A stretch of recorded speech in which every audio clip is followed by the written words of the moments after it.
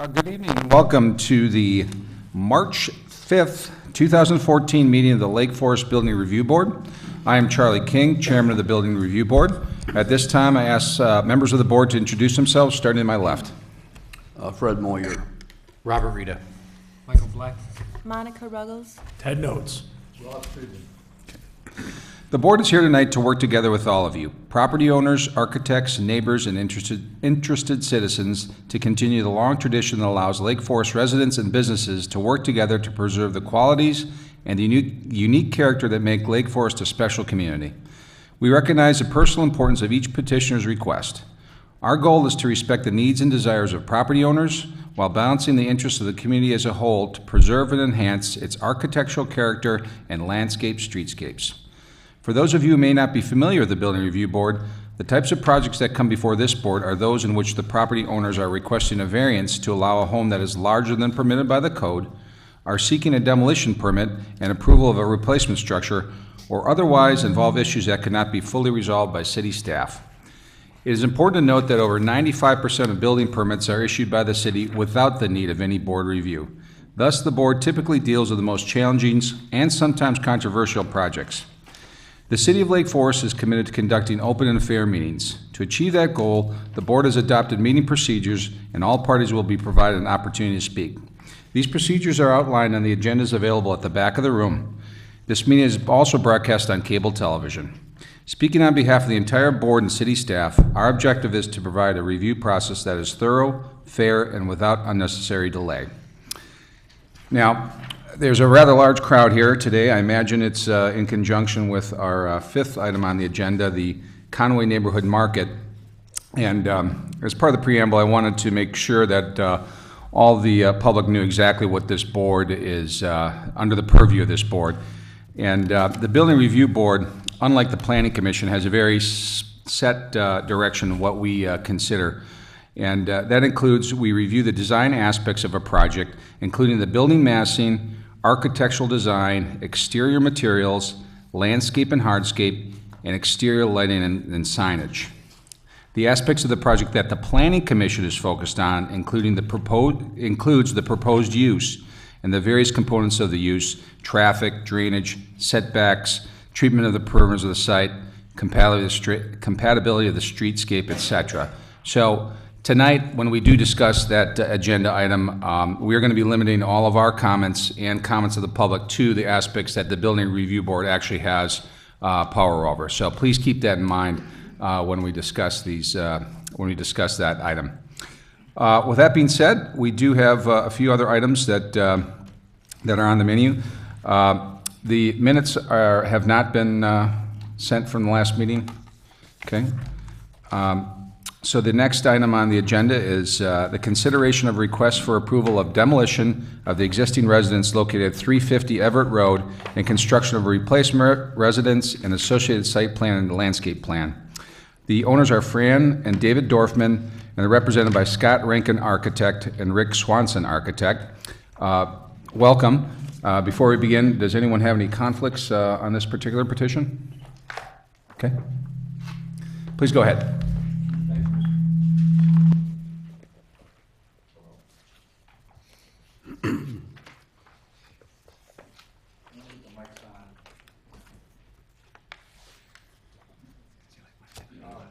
There's a button. Hello? There we go. Mr. Chairman, for the record, my name is Rick Swanson. I'm an architect. My offices are here in Lake Forest. I'm also proud to say that I live here in Lake Forest. And I have with me my colleague, Scott Renken, who, as you know, is the architect for the Dorfmans. The reason I'm here tonight is I was asked, Scott and I are friends, and I was asked to help collaborate on a design charrette to address the issues that came up at the last meeting, and I've been asked to actually do the presentation tonight. But we are all here tonight, including the Dorfmans, to answer any questions the board might have after my presentation.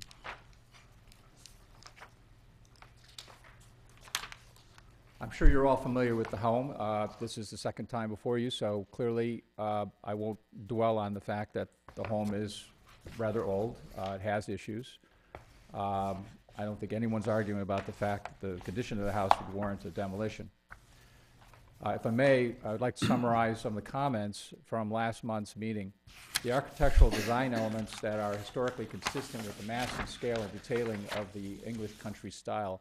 There were some concerns about that, and we attempted to come back and come to you with a design that's more true to a specific style.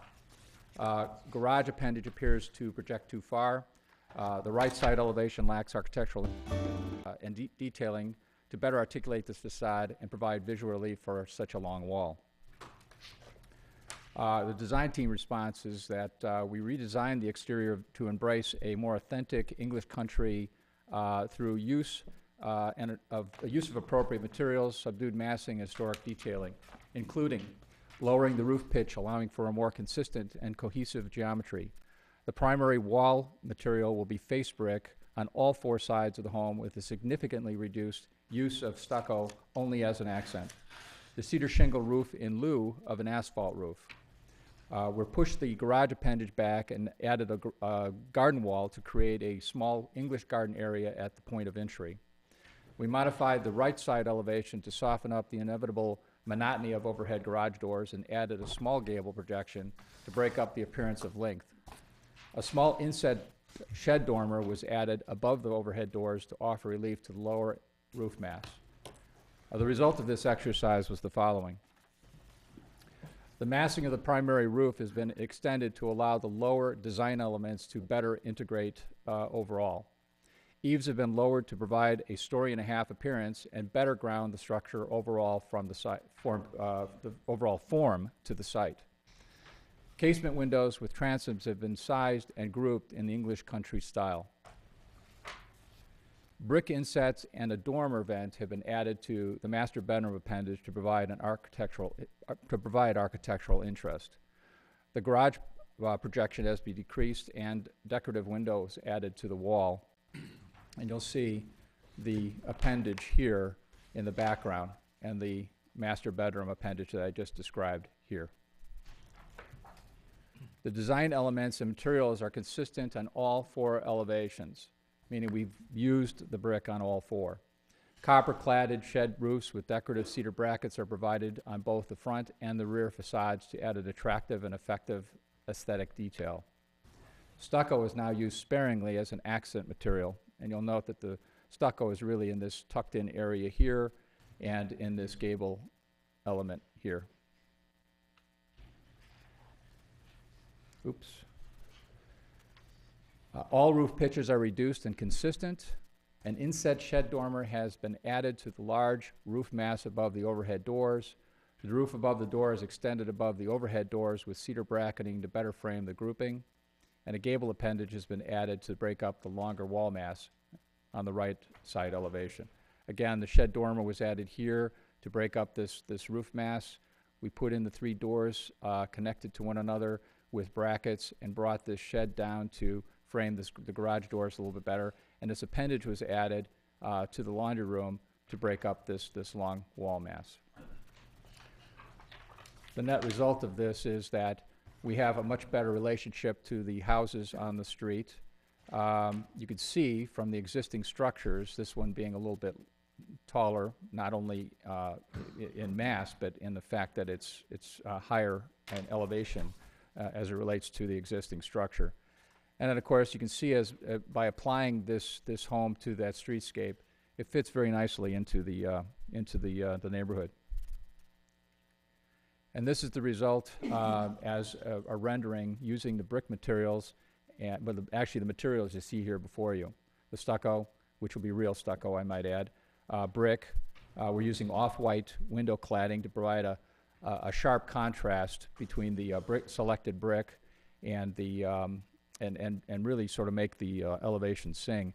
The eave detailing will be sort of a chocolate brown, for lack of a better way of describing it, and you'll see that there's a sample of it there. And as I pointed out earlier, we're using copper shed roofs with the cedar brackets, and of course they've upgraded to a cedar shingle roof, which is of course appropriate for this style of architecture. This is the rear elevation looking looking at the right and the rear elevation. And you can see frankly, in some ways, there's a lot of similarities in the detailing used on the front of the house. Same brick details, same shed details, obviously the same windows. So as I pointed out, there is a consistency. And finally, on the landscape plan, additional plant material has been added to the east boundary to provide screening of the proposed garage doors. We have studied the grading with our civil engineer and landscape architect to develop a drainage plan that provides effective stormwater flow without adversely affecting existing trees or adjacent properties.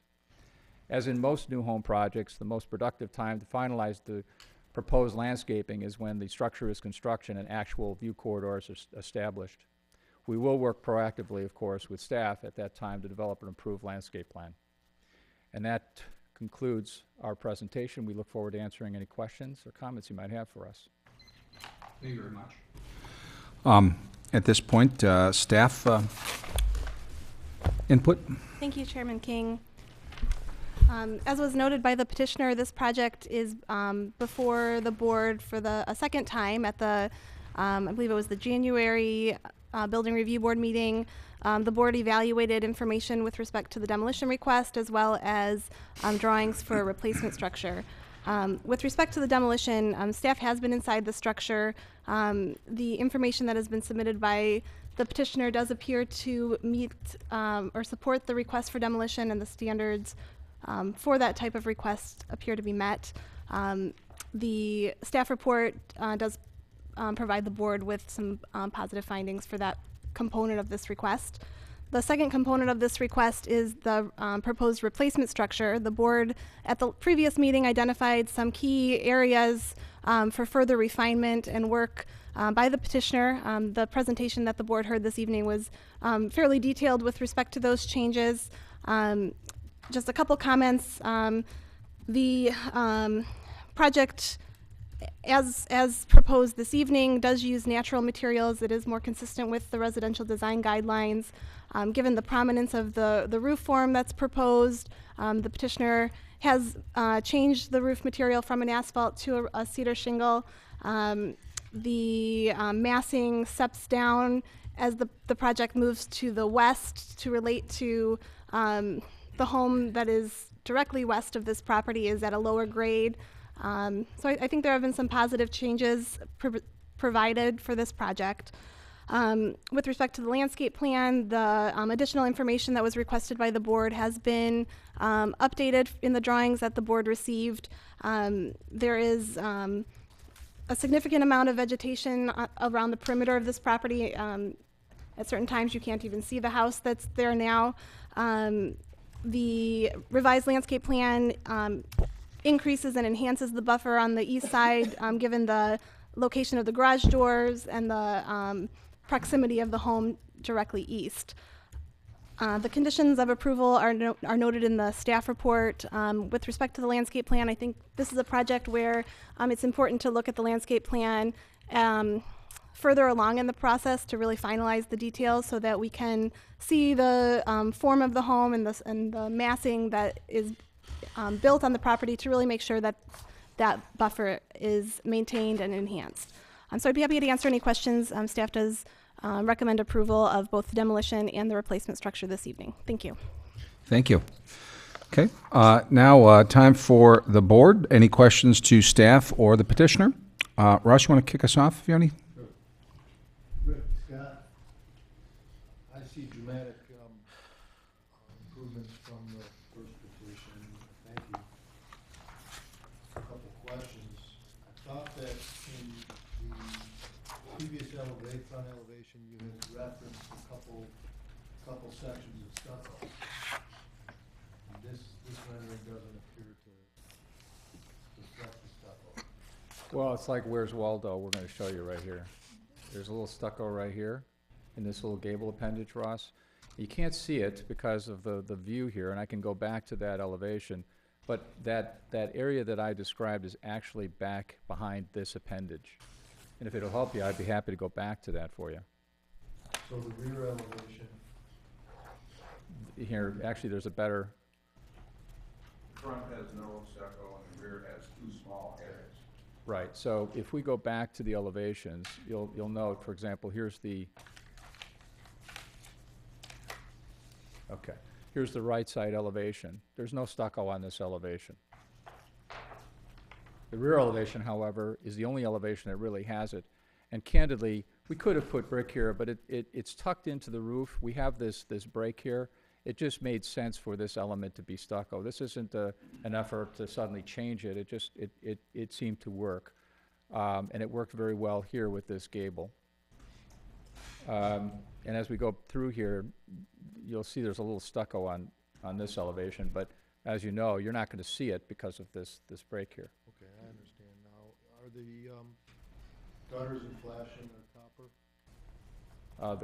The flashing is copper, the gutters are, Pre-finished aluminum in Right. a dark brown. Yeah. It looks like copper, you know, but it's aluminum. The courtyard columns that is established in this front elevation, is that a commitment? it's a commitment, yes. Mhm. Yes. That'll be, actually, when Scott prepares the contract documents, it'll be reflected on the permit drawings. Nothing else from you. Thank you, Russ. Ted, any questions?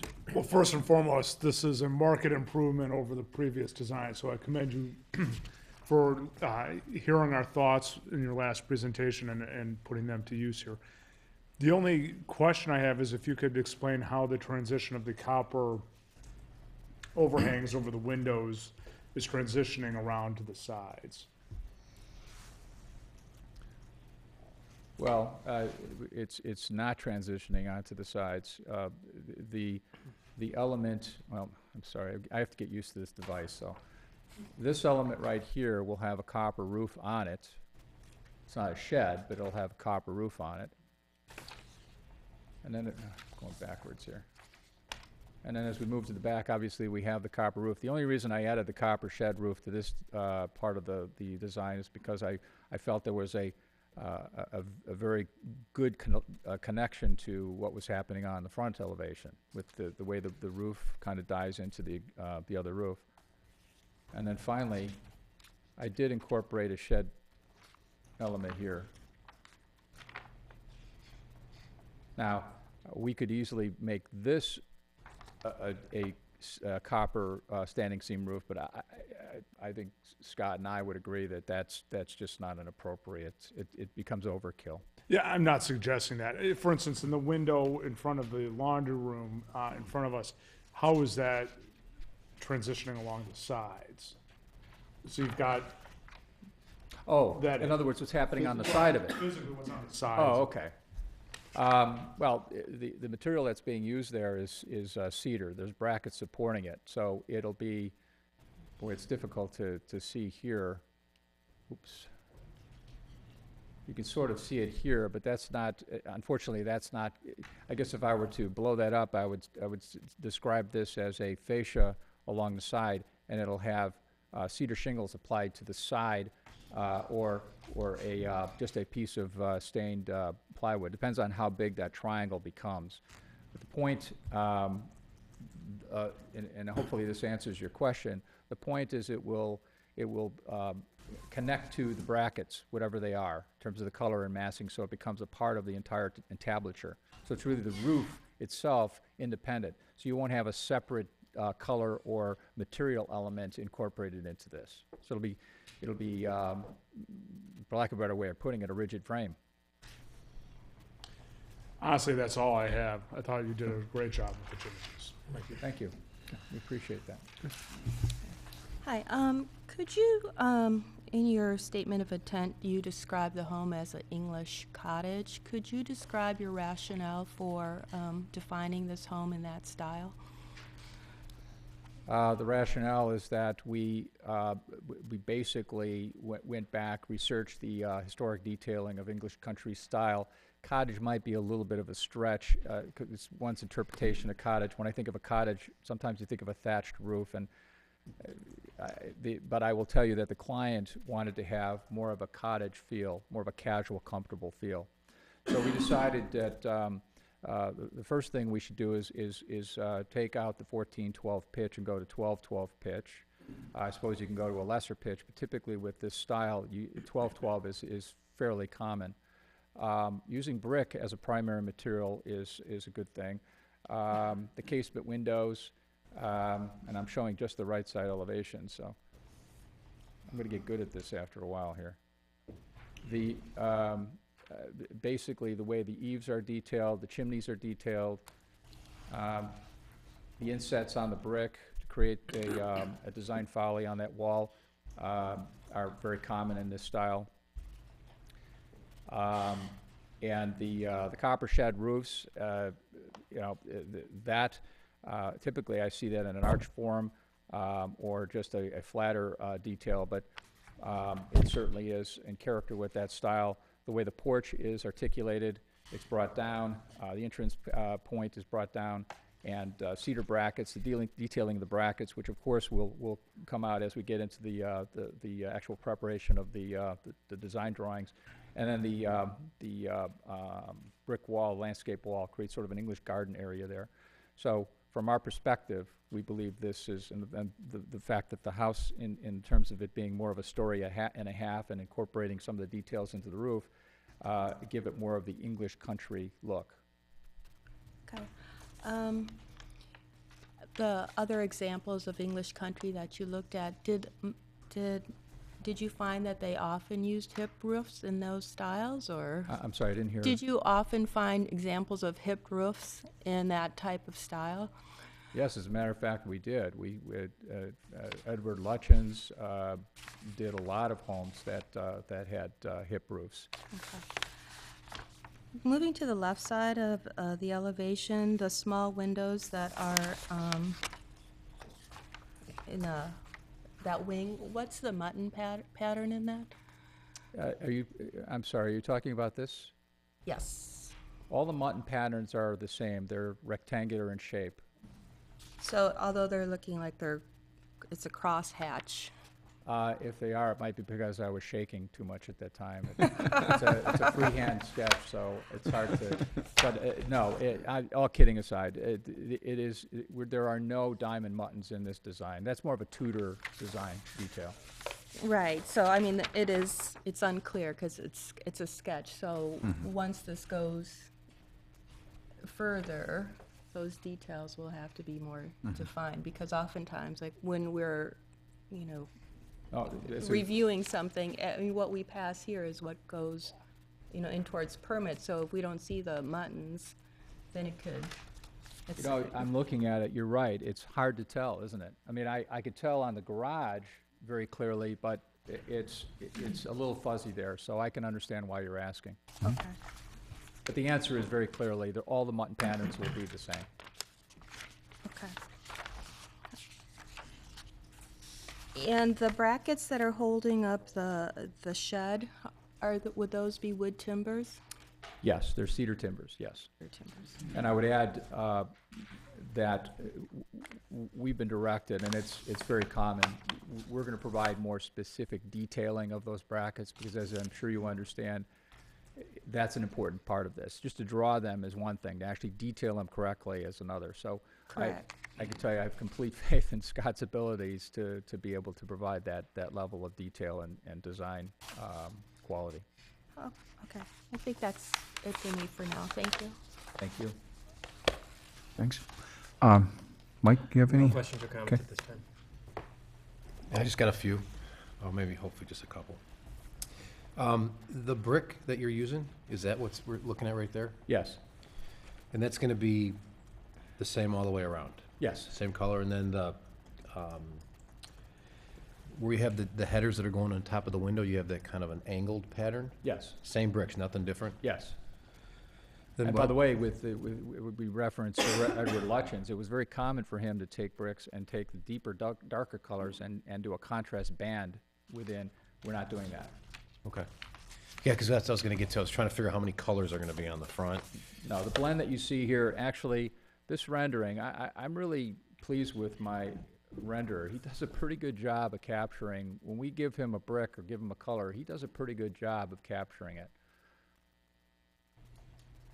And then you get the supports for the front entranceway. Those are all gonna be cedar columns. That's correct. All the brackets, any of the support elements that you see on here are going to be real cedar. There is no hardy board, and correct me if I'm wrong, Scott, there's no hardy board, right?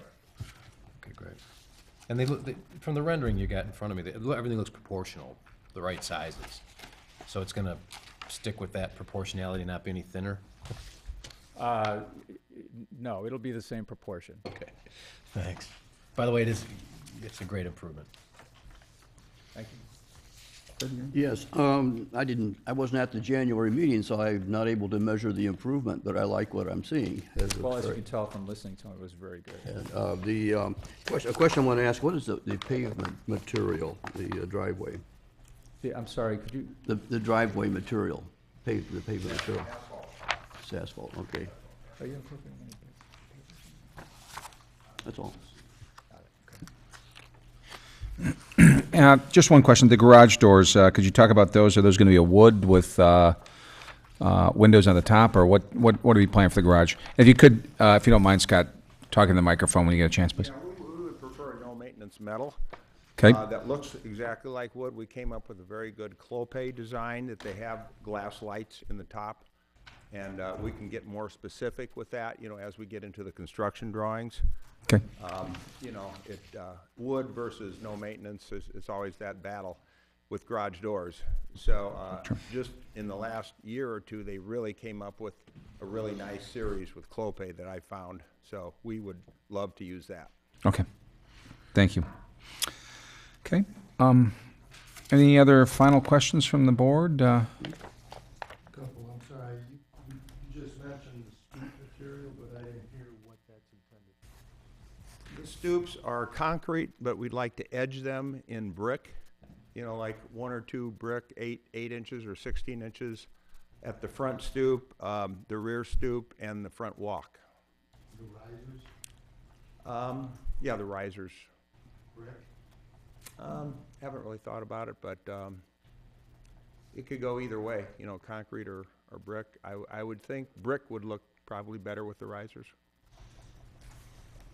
Similar to my previous question about a commitment to the columns, is what we are looking at in the elevation with regard to the brick detailing, the pointing, the pattern of the gables, popping bricks randomly, which adds a nice visual. Is there a commitment to what we're looking at? It's exactly what you're looking at, you'll have an opportunity, or staff will have the opportunity to look at the finished working drawings, and we intend to follow that as closely as we can.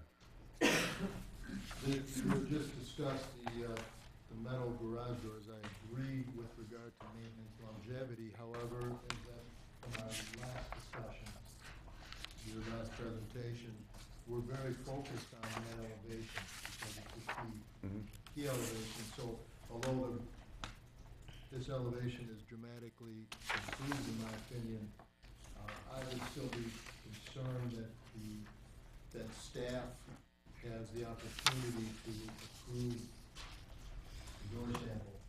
This is a new product.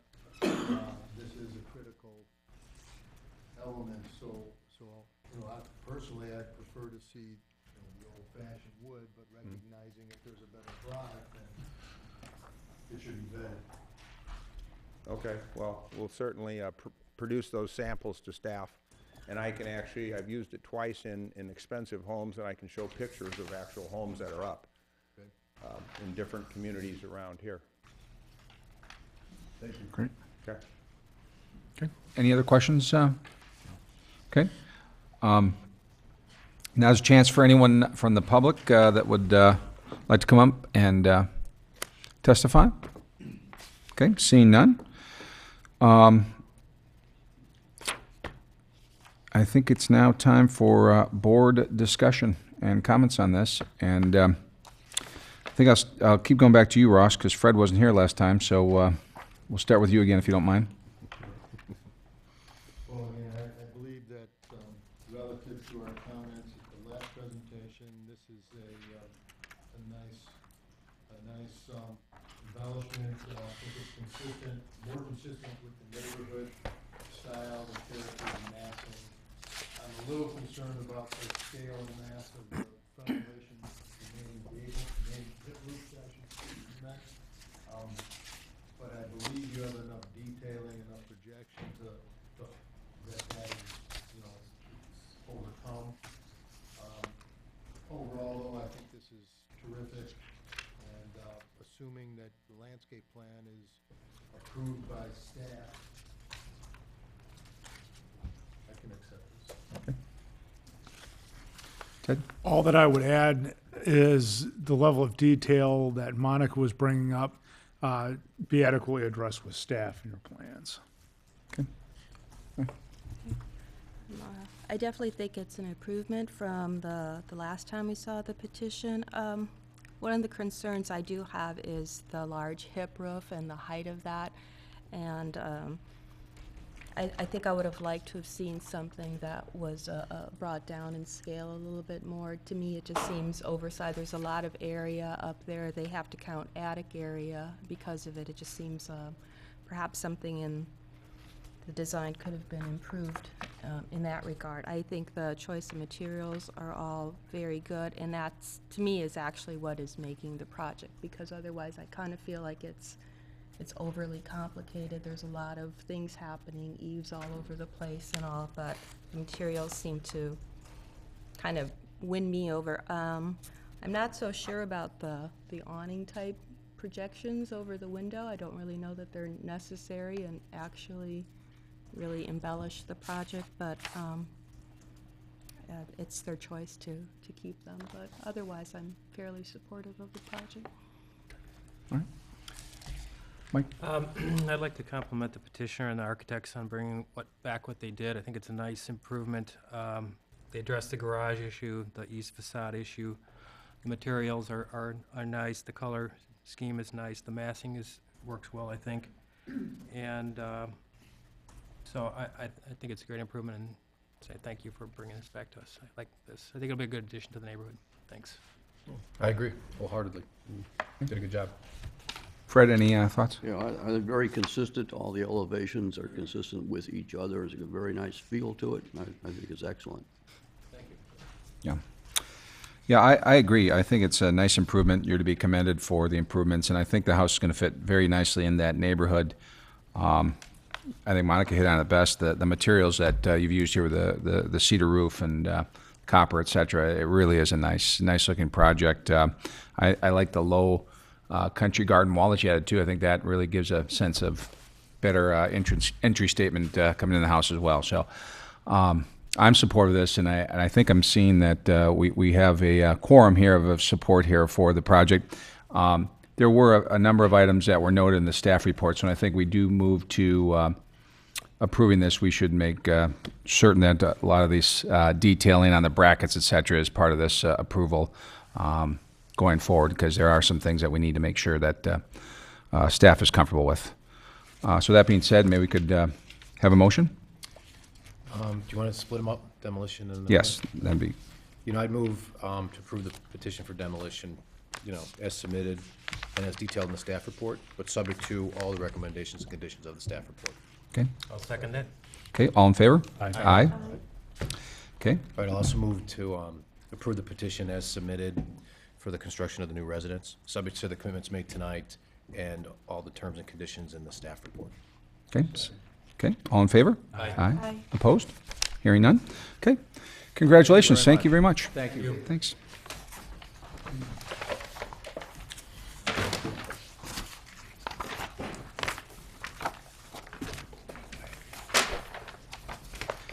The next on the agenda is a consideration of a request for an illuminated wall sign for Courtyard Wines, an existing Lake Forest business relocating to 590 Northwestern Avenue. The owner is a 590 Building Company, Donald Shepard and Robert Pasquazi. The tenant is Lee Harkle Road from Courtyard Wines, and the representative is Tim Archibald, architect. Thank you.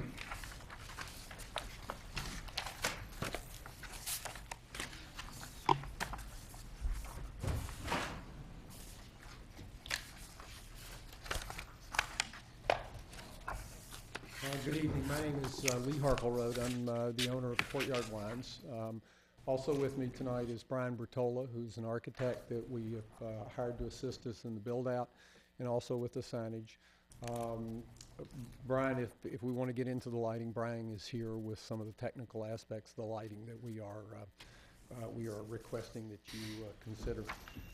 First of all, I'd like to say thank you for the committee for the opportunity to be here. I would also like to thank Megan Newman.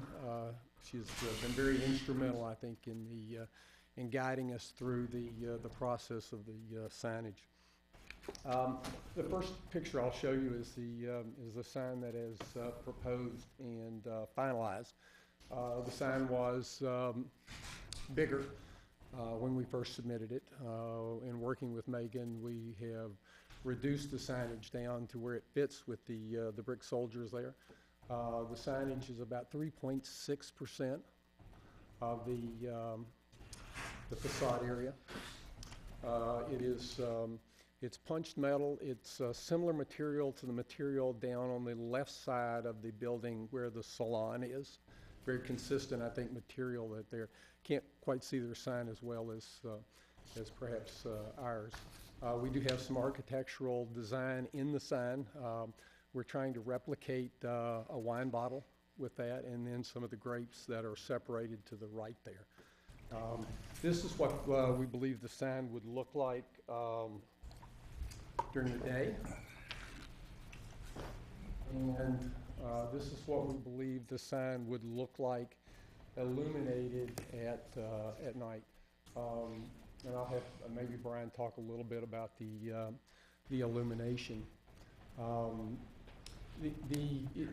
I guess what I would say to the review board is that I think illumination is important to us. We're coming out of an area in the courtyard where a business was hidden. It was a substantial detriment to our business. Part of the reason for getting out on Western Avenue was to get some visibility. And especially in relocating a store, visibility is really, really important to make sure that new store gets up and running. And so we would ask and request that we get a little bit of illumination. We're quite okay with the sign turning off at the end of business. But I think part of our busiest time of year is November and December. It's the holiday season. A lot of people are busy, but a lot of people come in late in the day, and we're typically open till 6:30 or 7. It gets dark at 4 o'clock. It's difficult to see, and I think that's a big reason why we think we need some lighting there. The other piece is that you can't see the street lights here because they are, in the case on the north side, about 15 steps to the north of the building, and probably about 30 steps to the south of the building. So we're not able to garner any of the light from the existing street lamps that are there. Additionally, sometimes we will have special events, tastings and things like that will be in the evening as opposed to during the day. And so, again, another reason for the request for the lighting. Let me just, lighting is, it's not prevalent in Lake Forest, but I thought I would just give you a little bit of sense of some of the lighting that does exist. This is the BMO Harris building on Western Avenue. Has a little bit of backlighting. The Bank of America building, which is a little bit south of BMO Harris, has some lighting. And then the Fresh Market, a little bit brighter lighting. And I think if you kind of put those in context, our lighting is pretty muted, and I think fits well within what the committee has previously considered as appropriate in terms of lighting. If you'd like a little bit more detail in terms of the lighting scheme, I'd be happy to have Brian come up if you've got questions in terms of the lighting. With that, I'll just go right back up and give you one more chance to kind of look at what we are asking approval for. Okay. Thank you very much. Staff report, please. Thank you, Chairman King. This project is before the board as a new signage request for a tenant that is relocating to the space on Western Avenue. The code requires the building review board to review signs that are illuminated, as well as signs that incorporate either a logo or some sort of graphic embellishment to the sign. So this sign is before you as an illuminated sign. They are proposing one wall sign above the storefront windows. No signage is proposed on the windows. The material that's chosen is consistent with the design guidelines for signs. The existing business in this building has a metal sign. That sign is kind of hard to see, so I think the play of using the cut metal sign as opposed to the pin-mounted signs is an appropriate relationship. The size of the sign and the size of the sign is consistent with the sign ordinance, with the code requirements. The use of the graphic appears to meet the guidelines in the design guidelines that says graphics are not to exceed 15% of the sign area. I think in this case, a sign of this size would support just over 1 square foot of graphic. The use of illumination, while the central business district really doesn't have a lot of illuminated signs, I think in this case there's merit in considering illumination given the location of this business further south on Western Avenue. It's a new retail space to really draw attention to that side of the business district. So with that, I will welcome the board's comments and questions, and I'd be happy to answer any that you may have. Okay, thank you very much. Just one quick question. Are you suggesting that the graphic, the grapes, does meet that 15% requirement, you think, or not? I'm a little confused on that. Based on the information that we've received, the size of the graphic just meets the 15%. Does meet it. Okay, great. Thanks. All right. Any other questions? I'll start. Sure. Will you be able to answer the illumination questions? Brian can probably ask the elimination question. Brian, why don't you come on up? While he's coming up, let me ask you a quick question. Did you ever think about maybe flipping that and not having Courtyard Wines as a cutout and the grapes as a cutout, but making those the solid pieces and backlighting those? Because that's like the 3 examples that you gave were all backlit fonts, and for lack of a better term. And I was just curious if you guys ever thought about the reverse of that. I don't think that we'd considered that up to this point in time, so. Okay, it's not a big, Interesting thought, though. not a big deal. I just, Yeah. So you're going to illuminate this, and I'm trying to figure out how you're going to do it, because it looks like there's voids in the metal. So to illuminate it, do you have lights that are kind of behind the solid metal, and it's going to like bounce off the bricks and come back through the openings? Correct. It's so as you can see in the daytime image, we're really relying on the shadow of the cutouts to create the definition of the logo and the font. Okay. In the evening image, that will be the reverse. We'll be using reflective or bouncing light behind the sign to create that same effect, but but with the light instead. So this light is hidden behind the sign as to not expose it to the neighbors or also to the view, just to be about the sign.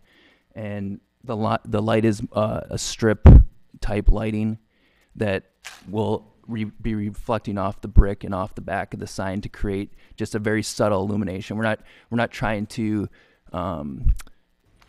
as the bank signs or the fresh market sign was, really kind of pronouncing, and it's like the basis of that sign type. It's like, that's why you choose that sign. And I think we took a little bit of a different approach here, as saying, let's be really,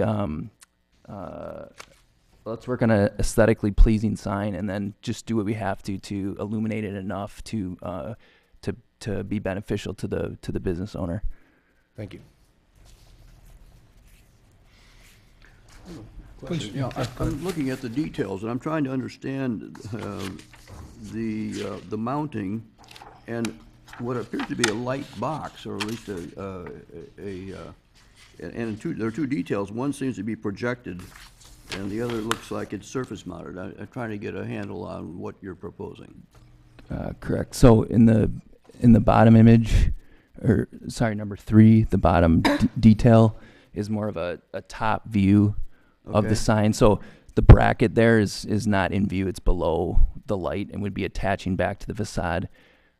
On number 2, which is a side detail, there the bracket is shown and is being attached back to the hatch mark there, which is the existing brick facade. Okay, and it's projecting out 3.7 inches, is that correct? Correct. So the type of lighting it's encased in a extruded aluminum housing to be a linear type light that helps us in this type of installation. Okay, and what is the color of the surround, the box, the edges, if you will? Of the sign. Yes. It's actually a reveal, so there is no edging on the sign. No, the ends of it. Look, now here in this picture, it appears to be dark. The box. Right. So it's a plate metal material, so it's just a sheet good. So we're having it off of the facade to create the shadow effect. So it's basically like a plane off of the brick facade. So there is no encasing around the sides. There's no returns on the sides. So there is space behind the sign? Correct. Okay. And that allows us to get to have the shadow effect in the daytime, to have the punched openings create the text from the shadow. Okay, good. And then another question, I'm wondering if the image that surrounds the text, Courtyard Wines, which I figured out is a wine bottle, is that a logo that is standardized for your business, like on your letterhead and other places, or is it just in this sign? It's not a standardized logo. It's something that we came up with, that we thought it was unique and looked good, and it's not, never used this before in our previous location. It takes a little bit of time to figure out that it is a wine bottle. I didn't quite like that at first. That's why we had proposed a bigger sign, and you could really tell that it was a wine bottle.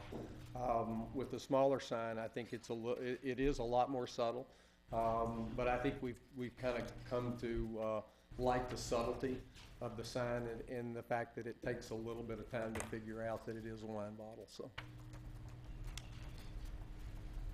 Until you understand it to be a wine bottle, I think it's actually strange. Which leads me to suggest that maybe you haven't arrived to the final outcome. I have a question for staff. To me, this looks like it's 2 signs, because the metal planes are separated and they're distinct. So I'm seeing 2 graphics in this sign. I'm seeing, the grapes as one graphic and the wine bottle as an additional graphic. And looking at, the proportion of all that, and if I take the 2 signs, the grape graphic almost looks like a quarter of the sign. So I guess I'm questioning is how they come up, how it's possible that the graphics are only 15% of the whole sign, which is the standard that we're to meet for the ordinance, correct? We were using the sign area to incorporate both pieces of metal. So certainly if the board directs staff to recalculate in one manner based on your understanding of the proposal, we can do that for you. But based on the assumption that the entire composition is one sign, the project appears to meet code requirements. And I mean, when I looked in the side ordinance, they're allowed to have, some graphics, and there's examples in the side ordinance of, different signs within Lake Forest that have these graphics. But I haven't seen anything that actually has 2 distinct graphics on their sign. So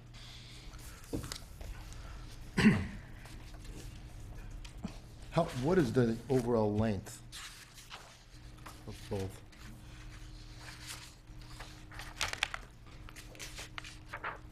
Six foot 3.5? And how, Brian, the LED, is that illuminating back to the brick or up on the rear of the sign? It'd be mounted On the bottom? at the bottom, But is it? and it's a elliptical type diffused lens, so it's basically just trying to spread the light out behind the sign, so it would be reflecting off the brick, the sign, but from the bottom, as to not be seen from below if you were walking under or by the sign. It's so the light's not shining down into your eye. Would you please revert back to the elevation, the rendering?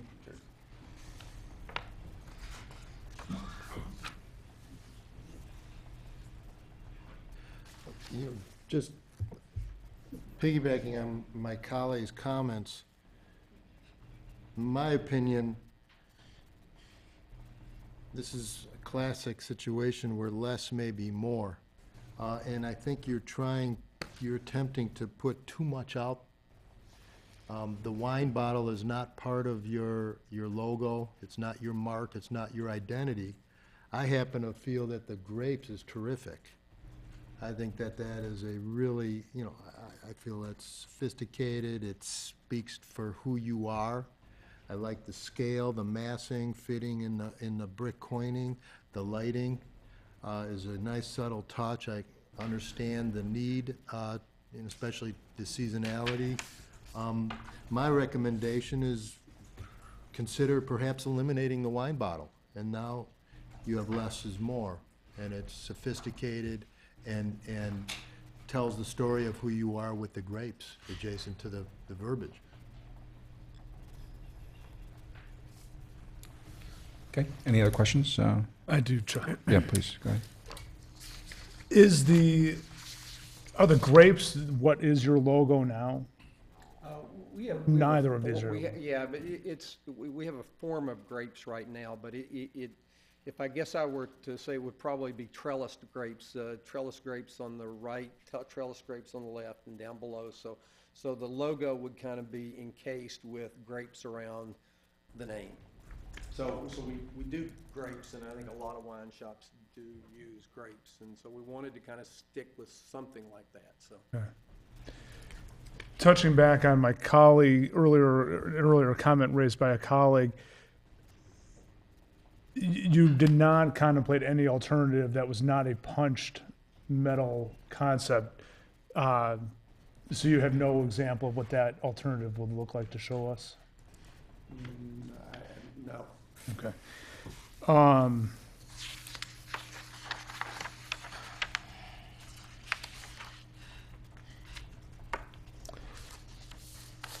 That's really all I have in terms of questions for you right now. Thank you. Go ahead. I'm sorry, just Go ahead. one quick thing. I don't really know what sign the light, our size, the light bulb element is, but it seems to me that it's probably higher than like what the bottom of your grape is to the edge of the sign. So I would like you to be aware, I mean, you don't want to see the light bulb through your punched opening. Correct, and the light itself would actually be centered in the larger, or centered overall the entire sign, but mostly into, or only into, the Courtyard Wines area of the sign. We could accomplish this with just one of those lights, and it doesn't have to go across the entire bottom of the sign. So Okay. that it would be confined into the area that would have the sign covering it and would not extend into the grape. So that would So not it's be not at the base illuminated. of the sign? It's in the base of the sign, but it's only a 3-foot light. So the grape portion would not be illuminated. It would by the elliptical lens of the light. It would spread the beam enough to get enough lighting to illuminate the sign, but we don't need a continuous strip across the whole bottom. Would see it as well if you maintain the gap between the two, you would see a continuous light unless you had two separate lights. Correct. We would not have two separate lights, and it would only be within the Courtyard Wines sign, and it would have enough of a beam spread to light the entire sign.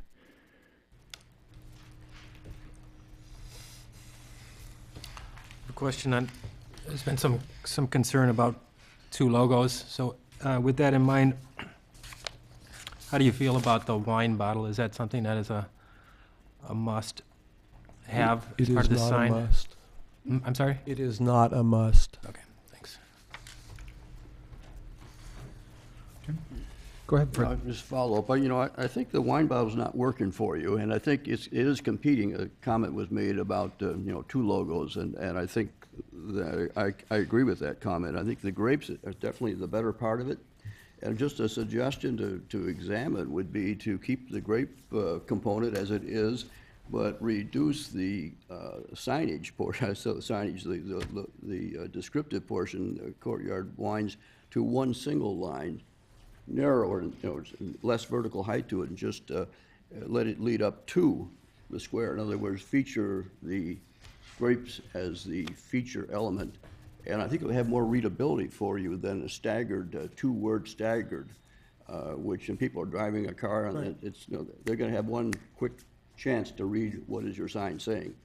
And it takes a little more, it's a little more challenging to read two lines and they're staggered and there's a logo wrapped in there, which may or may not be a border. And I just think it would be simpler and work for you better in terms of your identity to have Courtyard Wines as one single line, maybe no more than 5 inches high, leading over to the square. Right. Suggestion. Okay. Any other questions? Okay. Now's a chance for the public to come up and have any testimony. Please step forward.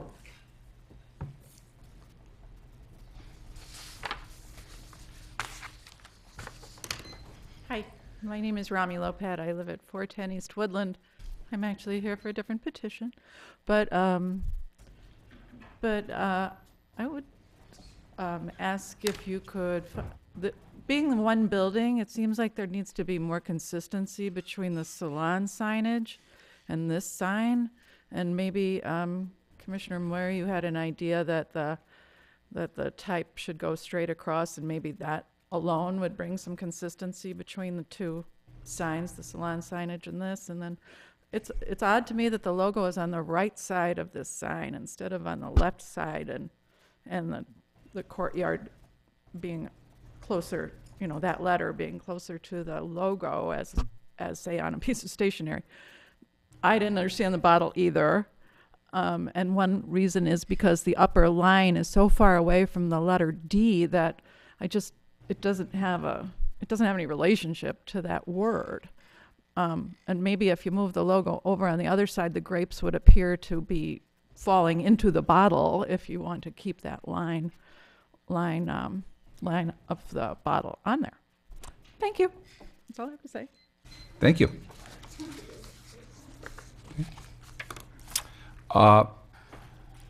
Petitioner, any comments to that comment at all, or? No, I think everybody's entitled to their Sure. viewpoint, and I appreciate their view of the world. I think, the signs are clearly different on the building. I feel a little sorry for the one on the left because it really is hard to see, and I don't want to find ourselves in the same type situation of not being able to somebody know that the business is there after spending all this money to rehab the property. Signage is really, really important. So what I'm looking for as owners, since we are opening up fairly soon, is some resolution to the proposal. The bottle can come off. I'm not wedded to the bottle, so a constructive comment that we're more than happy to accept. I haven't thought about the single line versus the double line, but I don't necessarily know that I'm wedded to the double line. I think the single line can be fine. I think as long as it still gives off that kind of shadowy kind of image that I think we were looking for. And I don't know why it wouldn't, since it's still got the same amount of cutouts and things like that, so. But as owner and trying to get back into business fairly quickly, I am looking for some, kind of a final answer. I would hate to have to come back next month and try to resolve differences, so would appreciate some guidance on this. Okay, loud and clear. Okay, now's a chance. Any other final questions to the board or to the staff for petition at all? Okay, otherwise we should just go to discussion on this. Like I said, loud and clear, this is a business and we're trying to attract businesses downtown, and I think we need to give some concrete decision here so he can move forward quickly. So that being said, Ross, what are your thoughts at this point? Well, given what your comments, Charlie, I believe it is important to allow our businesses to attract business and yet maintain the character of our community and in keeping with what we're all about. I believe that this accomplishes those objectives. Again, I would suggest eliminating the bottle. I think we've heard that fairly consistently tonight. I think and I can support that with the elimination of the bottle. I find the sign to be too stark of a contrast relative to the signage on the front of the building already. I recognize that you're not satisfied with what the other tenant is using for their sign, but I think you can improve upon that with backlighting, following a similar type of sign that they have, and still backlighting it and still finding a way to have your name be more visible on the front of the building.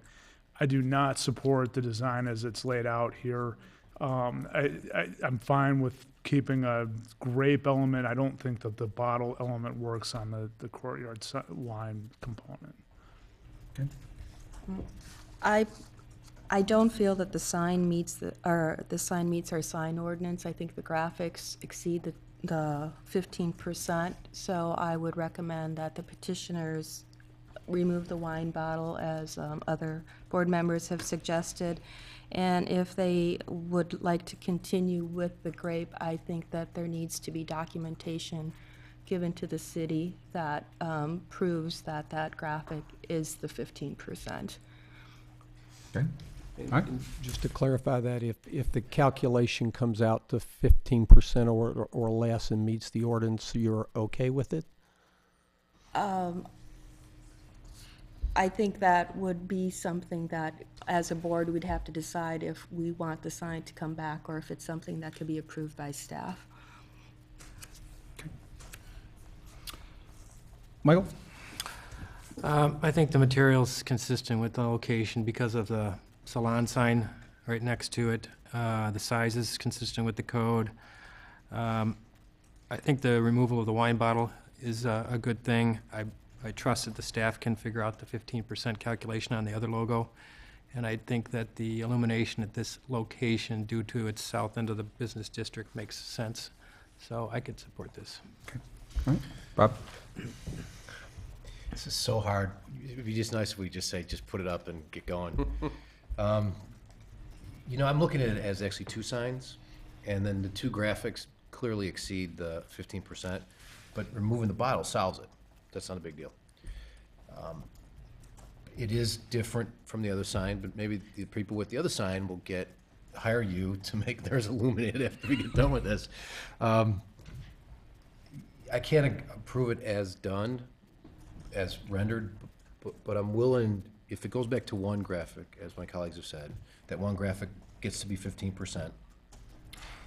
And you can put the graphic on the left or the right. I mean, the one commenter said put on the left, just because we're used to having graphics on the left visibly. But I think if you make it one sign and a 15% graphic, I'm good with it. Okay. Fred? No additional comments beyond what's already been said, except just to say I really support what you're trying to do. I understand the value of the identification at night for your business, and so totally in support of what you're trying to accomplish. And I think my request of the board would be if you can get me to a position where you can get the decision back to the staff, where they can kind of look at what we present and say a yay or nay so that we can kind of move forward as opposed to come back, Sure. would be a great benefit to us. Sure. Okay. Thank you. I'm actually probably the only guy that likes the bottle, but I am. But that's beside the point. That's besides the point. It draws me in. I don't know why, but I like the contrast with the salon. I think the salon signage is not. You can't even see it for crying out loud. We're trying to attract business downtown, so I like the contrast between the salon and this. I think the matter of getting to a 15% logo is just that. Let's do a calculation at the staff level and get it figured out. So, but it seems like the majority here want the bottle out, which is fine with me. But what I'm thinking here is if we have a majority here that are okay with the basics of this, the backlighting and a graphic that's less than 15%, let's get this small business owner a chance to get into business here. I'll make a motion on that basis. Okay, let's do it. I move to approve the application under the guise that staff will have to confirm that there's one graphic and that the graphic is 15% as required by the code. Second that. Okay. All in favor? Aye. Aye. Opposed? Opposed. Mr. Notz is opposed. Please make note of that. The agenda item passes, subject to the ruling of the board. Thank you very much. Good luck. Thank you very much. Thank you. Very much appreciate it. I'll be in.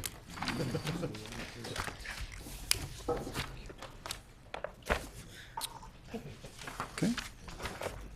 The fifth agenda item is the presentation of requests for approval of the architectural design, building massing, exterior materials, and approval of an overall landscape plan, lighting plan, and signage plan for a new retail development, the Conway Neighborhood Market, located on the southeast corner of Route 60 and Saunders Road in the Amberley Woods development. At this time, board input and direction is requested rather than formal approval. The owner is Saunders Town Line LLC. The developer is SCP Amberley LLC, William Schreiner, Chairman and CEO, and Sam Aiken, Principal, and the representative is Peter Theodore, Architect. I did notice a number of people came in during our previous agenda items, and in tonight's introduction, we wanted to emphasize again the role that the Building Review Board has in this approval process, and that is, again, we look at the design aspects of the project, the building massing, architectural design, exterior materials, landscape, hardscape, etc. We do not, I repeat, do not have anything to do with even the use of this, the drainage setbacks, traffic, etc. The Planning Commission has taken this up previously, and we will not be hearing testimony from the public in these regards. If the public wants to testify, please limit it to what we have purview over this board. Again, the architectural elements of this project. There will be a chance, however, I know there was a community Planning Commission meeting previously where we had input from various members of the community. There will be further opportunity for the community to voice their opinion on this in future meetings, including the Common Council. So, again, with that in mind, we'll proceed. Please go ahead. Thank you. And I'm sorry, one last item. Does anybody have a conflict with this project? Mr. Chairman, I'd like to recuse myself. Okay, thanks, Mike. I'm sorry. Go ahead, sir. Sorry about that. Thank you. Thank you, Chairman. My name's Sam Aiken. For the record, I'm a principal of Shiner Group, which is a 30-year-old development company based in the North Shore of Chicago. We've developed and acquired over 80 commercial properties throughout that 30 years.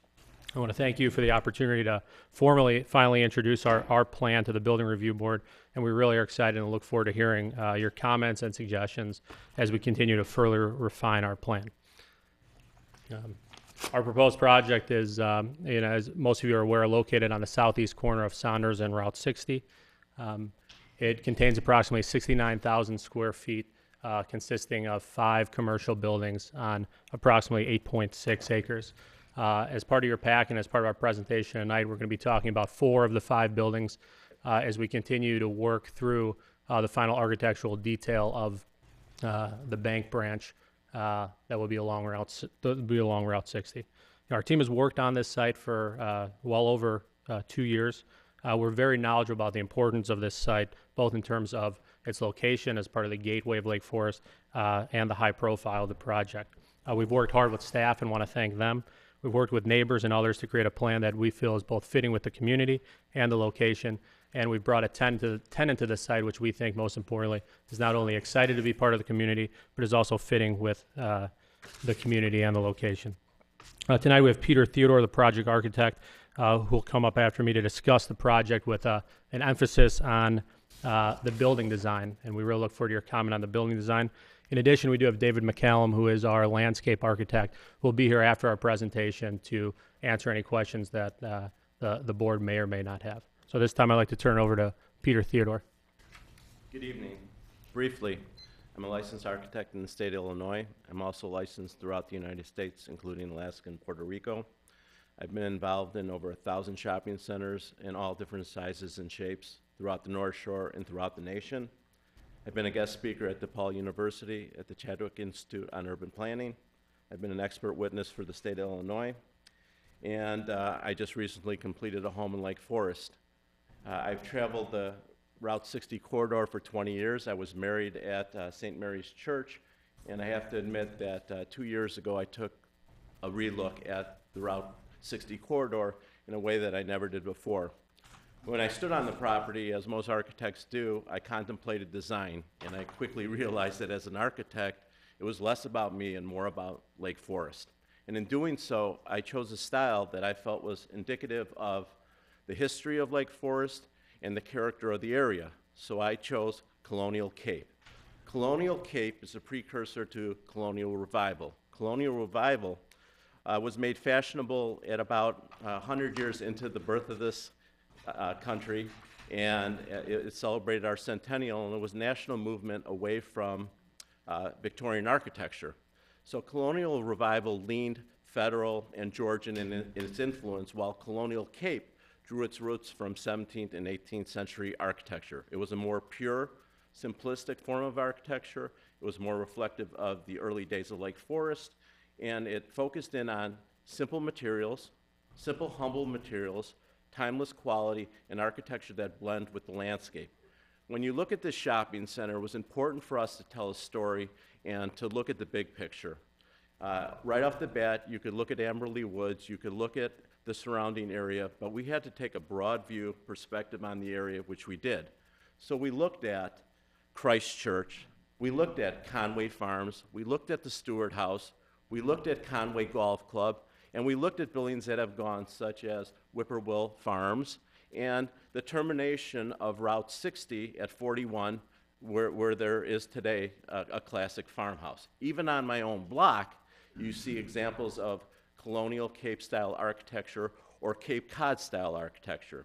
So drawing from a broader picture, we felt that in telling our story about the architecture and being reflective onto Lake Forest, what better way to bookend the town than to have a style of architecture that started at the entrance of the expressway, contrasted the starkness of the office buildings, introduced you into the community by telling the story, and really carried on a vocabulary that's consistent all along Route 60. Ironically, when I started this project and I started building my home, I unearthed an artifact. And I'd heard stories about the stables. In fact, on my own block, a house had been converted to a stable. And I even heard that Eleanor Roosevelt rode her horses down Route 60. So while there was this romantic notion of stables that have gone and horses and things, the whole lineage and history of Lake Forest is what really gives credibility and separates Lake Forest from other communities. It's really, there's enormous stories, and they go on, but when I unearthed this artifact, it all came crystal clear for me, because you hear about these stories, but until you actually touch it, you don't realize how important it is, which is why I go back to the style of architecture we chose and why we remain true to that style of architecture: simplicity and timelessness. The object that I unearthed is over 100 years old, and it happens to be a horseshoe. This is on my property. And I thought that, how amazing is it that this was on my property, I was involved in this project, and it all seemed to come together and coalesce in a beautiful way. We brought massing models tonight to put the project in context. I've given you character reference as it relates to why we chose our style and how it tells a story in creating the gateway. And it's important to note that there's been great emphasis on the site planning of this project. Most developers, and most retail development in particular, tend to mass the buildings, create locked off corners, and we did the opposite. The buildings on the corner are pulled away. We have stepped Lannistone terraces introducing you to a view corridor into the shopping center, but more importantly, the emphasis is on, again, going back to the heritage of Cape Colonial, architecture, landscaping, and the blending of the two together. The architecture is four-sided on every facade. We've considered the massing, the hierarchy, the simplicity of the massing, and defining points relative to what we are addressing, whether it's a point of arrival, entry, and we'll go through the different materials in my pamphlets, but you'll see more specifically how the buildings are defined.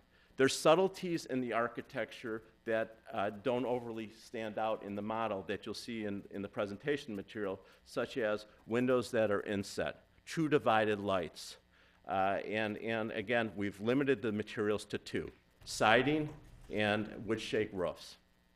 These are true to form, true to style, and with that, I'm going to get into the architecture in the slides and open it up to questions. I brought David McCallan with me tonight. He's our landscape architect, and I just want to make one more point regarding landscaping. We have over 300 trees on this property. We're looking at picking select trees for the gateway at the corner, and it's fair to say that virtually every tree on this property will be hand-picked. There's over 6,000 shrubs. We've maximized our ability to capitalize on berming and landscaping. And I did one thing else with landscaping. Landscaping along the periphery in the parking lot is all fine, but landscaping that's incorporated into the architecture, espalier, trellises, shadows, landscaping that gives relief to the patrons that are shopping becomes another amenity that's often overlooked in retail architecture. Landscaping in this project is incorporated into the buildings and becomes part of the buildings. So as this project matures, just as other parts of Lake Forest have matured over the years, oak trees will blossom and flowers will come out of the ground, but the project will mature in an elegant and timeless fashion. With that, we can get into the actual presentation, and you can ask the questions of me specifically as they relate to the buildings. Did you want to show some various slides here and go through it, or? Sure. Well, why don't we can start with this. Okay. All right. This is the front facade of Whole Foods.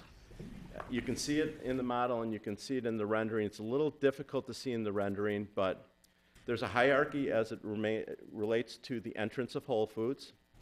There's trellises as you proceed to the east, and then the windows that are punched into the building are actually recessed 2 feet into the building. Planters are incorporated into those window bays. They're true divided lights, and then 3/4 of the way up on those windows are trellises. There's details in your brochures of those trellises. As you move further to the east, there's a secondary entrance, less pronounced than the main entry, that is reflective of a cafe. There's also the infusion of shingles on the vertical surface and clear story windows at the top of the tower. We can go to the next elevation. As we look at the side elevation, you see that we start to incorporate, again, architecture that's true to all sides, the use of windows, the use of scale and massing as the entry comes off of the building. And here is an example of how we've taken sculptural trees and trellises and organized them in a very geometric pattern so that you get this contrast of light and shadow up against the building. The rear of the building is true on its basis of using the same materials. There's X bracing that's not only structural but aesthetic, and it's utilitarian from the standpoint that all the loading docks and trash receptacles are screened by 12-foot-high sided walls. The retail shops, and this is an example of one of the outlots, are four-sided. There are windows on both sides, the street side and the parking lot side.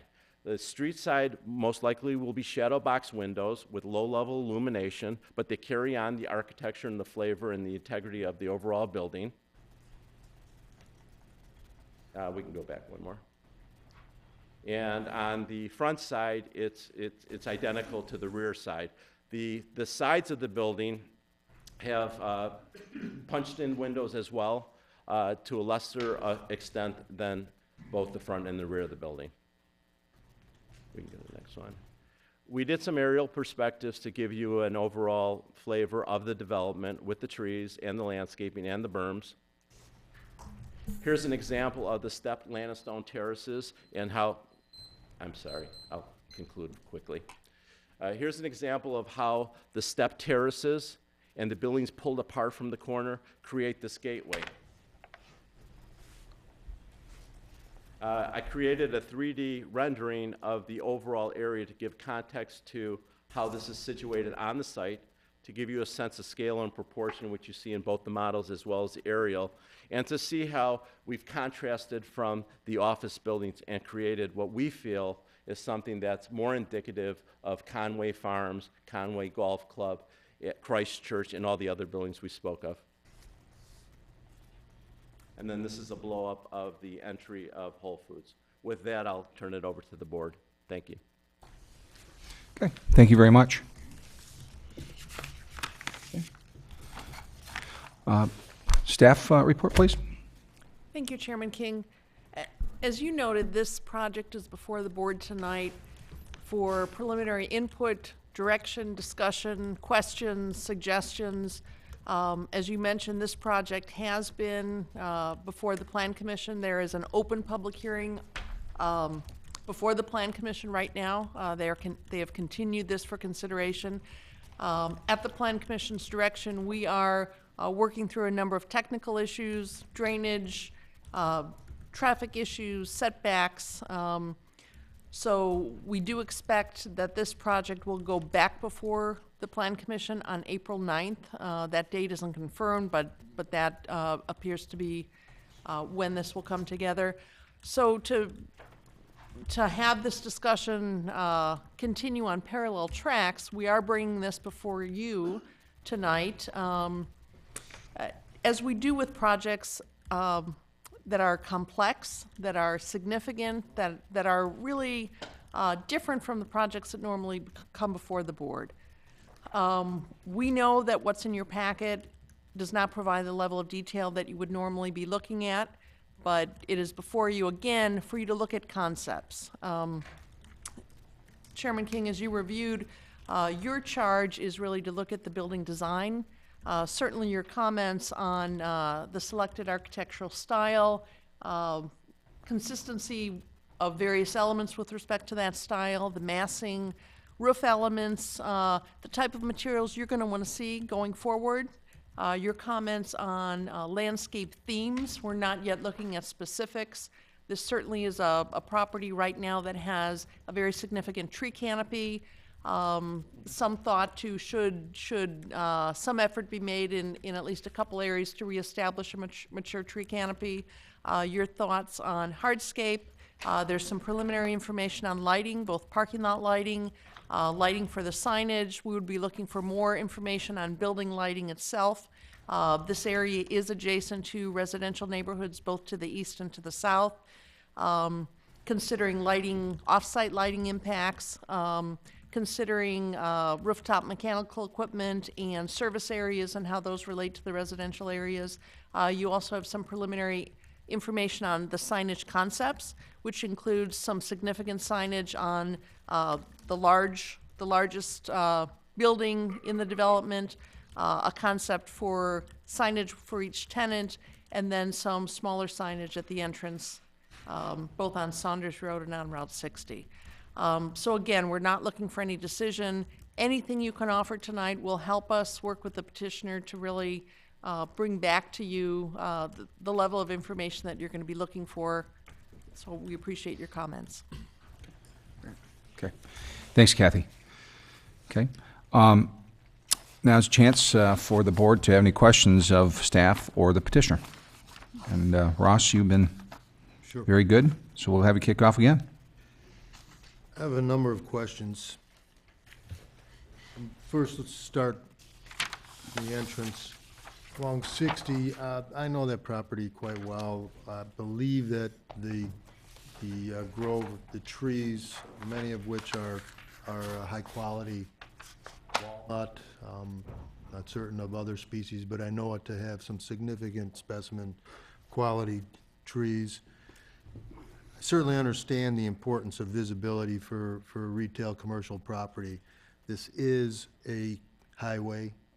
It's off the tollway. It's surrounded to the cross and to the west by large office structures, but it is the gateway. So you're juggling a number of issues here.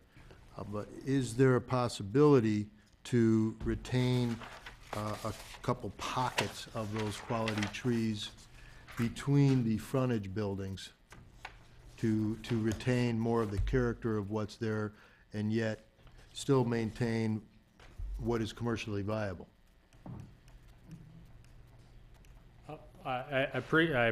We appreciate the comment, and we've spent a good portion of time seeing where we can. I'm sorry, I'm just flipping to an overall aerial that we have that doesn't have any buildings. It just shows the site. That's a good one. We paid a lot of attention to where we could and could not maintain trees. When the original property came through, it came through as a 40-acre development, and then there were dedicated tree preservation areas, one of which is the approximate 6 to 7 acres to the rear of our site. So what we worked with staff in the design is to make sure that we maintained adequate buffer to protect those trees as much as possible, and that's where the rear of the the Whole Foods building were, not to infringe on those trees, and that's where a lot of the significant trees and the tree preservation areas. When you're approaching, obviously in terms of the gateway, the corner is already what has been stripped of trees. I don't know the exact history on when that happened, but the corner was originally planned when the office buildings got approved in 2006 as a pond or a water feature. So what you see is this sort of L-shaped tree area when you come through, and that's where the proposed office buildings were approved to be. And they're set back pretty significantly, actually, from the road if you get out there. The trees that are along the berm are some of the trees that are going to come down, but those aren't the significant, the significant trees that we're talking about. But we are working with staff, and we will come back both to the Planning Commission and this board with a very detailed study of exactly what trees we are removing, and then categorize that against what we're able to replace.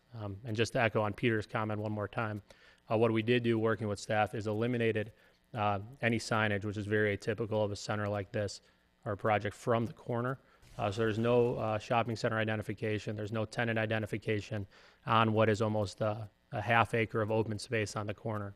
There'll be no monument signs requested, nothing on that area other than landscaping, the proposed stone walls that Peter talked about, and working with staff to plant what will be replacement heritage trees, not newfound trees, but actually picking out what will be present at that corner for years to come. Thank you. Peter, have you designed previous Whole Foods?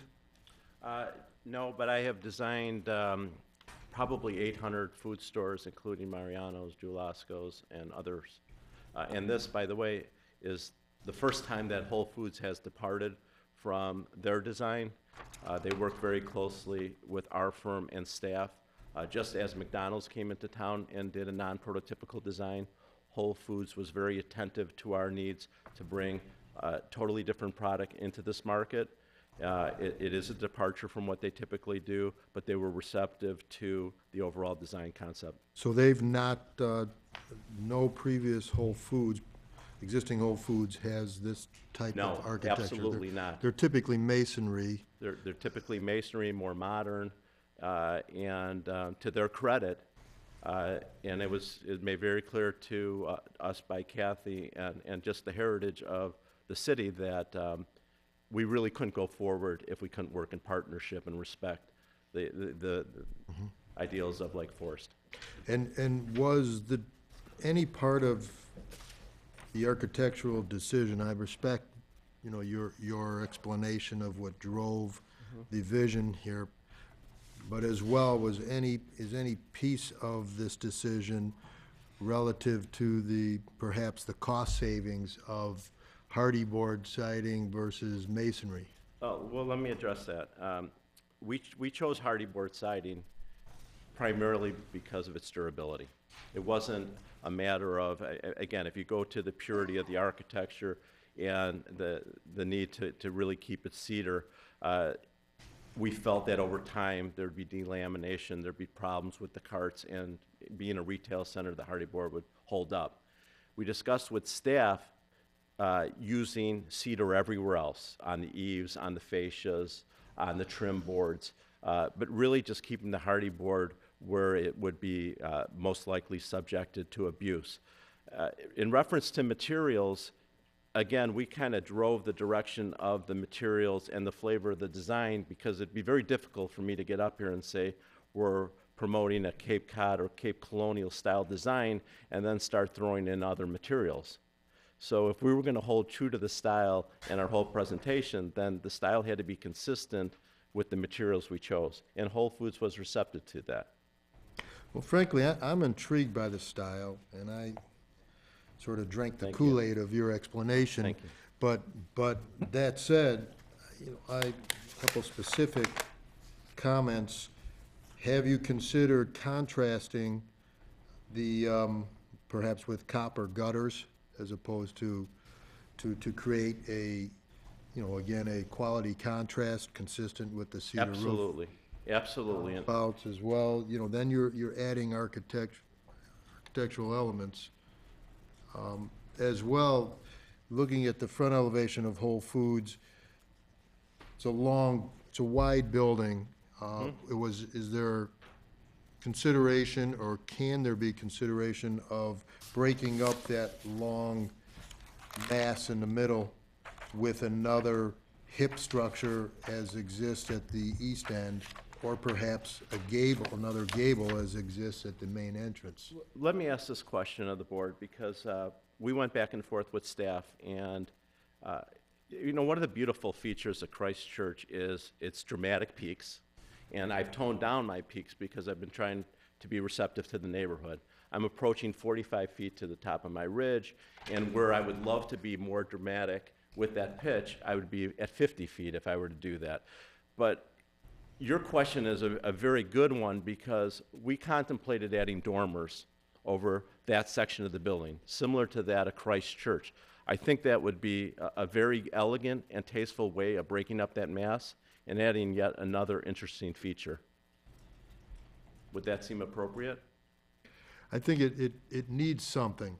It's calling for something, some massing in the center as well. The main feature, the main entrance at the west end could, in my opinion, could also use some detail over the transom glass, perhaps more of the shed, you know, the trellis effect, something that ties it together and breaks up that large gable.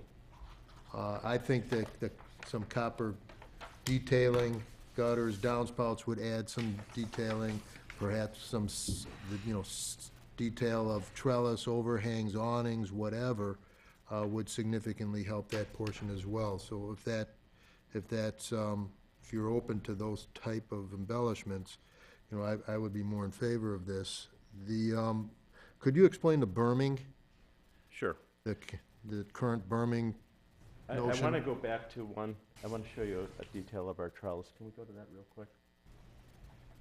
This is the trellis that we're going to have on the outlot buildings as well as the inline retail. And I've looked at it relative to the structure, because I wanted the trellis to be supported by the wood posts that are supporting the windows and to integrate the whole theme together. This is the type of trellis that I think would be rather attractive on the Whole Foods and consistent with the overall project. So I wanted to point this out to you because, again, in discussions with Kathy, we started drilling down on the details and the cadence of the post, just exactly how does this trellis come together, what, you know, how are all the components related. Getting back to the berms, we intend on maximizing the berms to their fullest extent within the area that we have so that they're mowable, so that we can landscape them and blend the buildings into the terrain. We're working with Bleck Engineering to establish the height of those berms, but we're going to make every effort possible to create a nice high-flowing berm along the entire 60 corridor.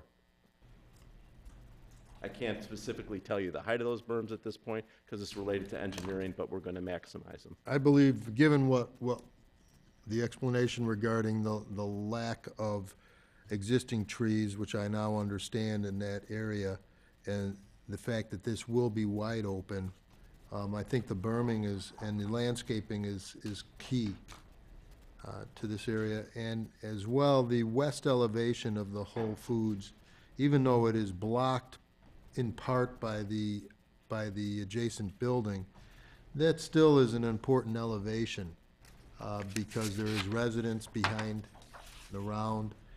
You maybe get a glimpse of that as you are heading east into Lake Forest down 60. So I think that attention should be paid nevertheless to perhaps embellishing that elevation.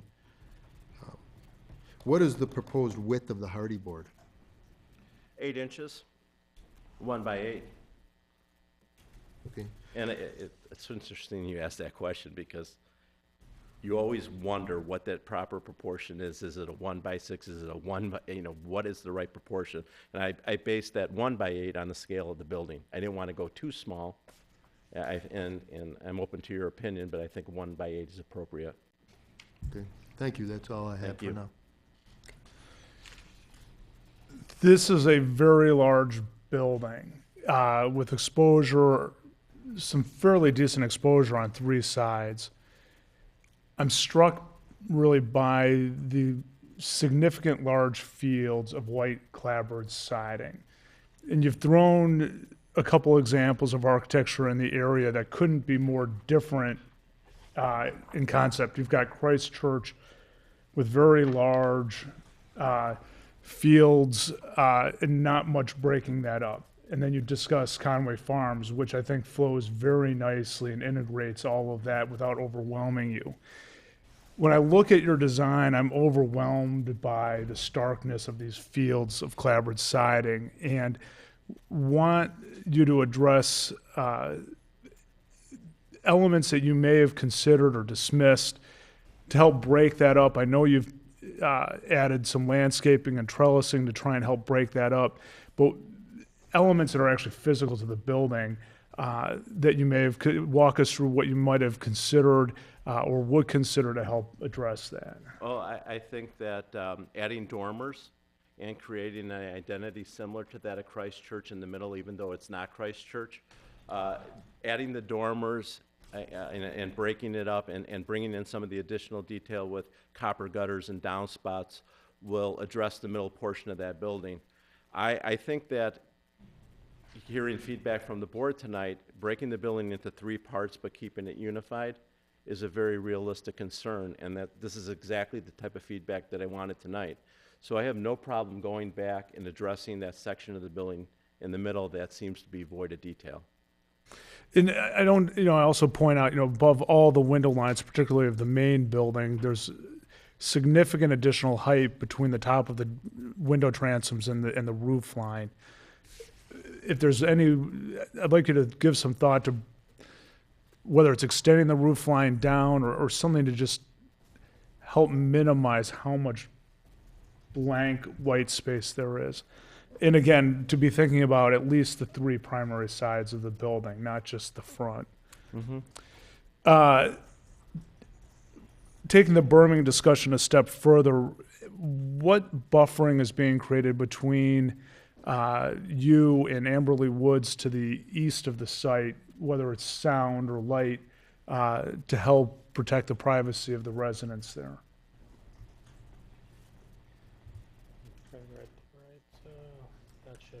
That should do it. We've been working closely with the Amberley Woods Master Association, which makes up the single-family home developer, the 2 Courtyard homes, the condo association, and the owner of the to-be-built condo building. Obviously, there's a mirror image of this condo building to be built in between where the Whole Foods would be and the existing building. So a certain extent to the existing residents that are in the currently constructed condo building, the to-be-built condo building will be a buffer from them. But obviously we have to acknowledge the concerns of the to-be-built and the viability of that building.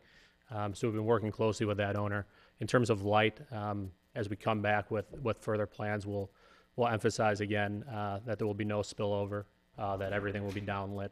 That will be a vast improvement as to what would have been a 3-story office building, 2 3-story office buildings on that site.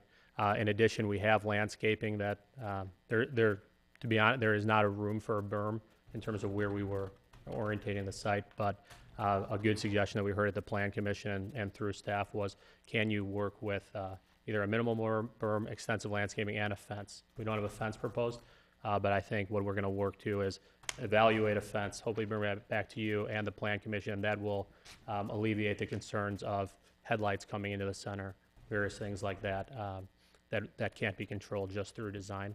So it's going to be a combination of landscaping, and I'd be shocked if there wasn't a hard structure as a decorative fence, but we're working through those details to the east. On the outlot to the southwest corner that has parking on the south side of it, is there access into those tenant spaces from that parking lot, or do those, if you're parking in the back, do you walk around to the southwest corner, so the lower left? Yeah. Where is the front of that building considered to be, or where the tenants are oriented to? The front of that building will be facing the front. We'll be facing the north. Sorry, front's a strong word. We'll be facing the north. There will be secondary entrances, primarily for deliveries, and this parking is primarily going to be employee parking, and that's why it's shielded on both sides. Whole Foods has significant employees plus the rest of the tenants. So we've worked with, as we're at the introductory stages of talking to some of the other tenants that might hopefully be in the project, but especially Whole Foods. It's a dedicated area that as their employees come in, they'll park and start servicing this area first as not to take up the rest of the parking. And the rear of that building, initially we started off with a pretty straightforward, bland rear of that building.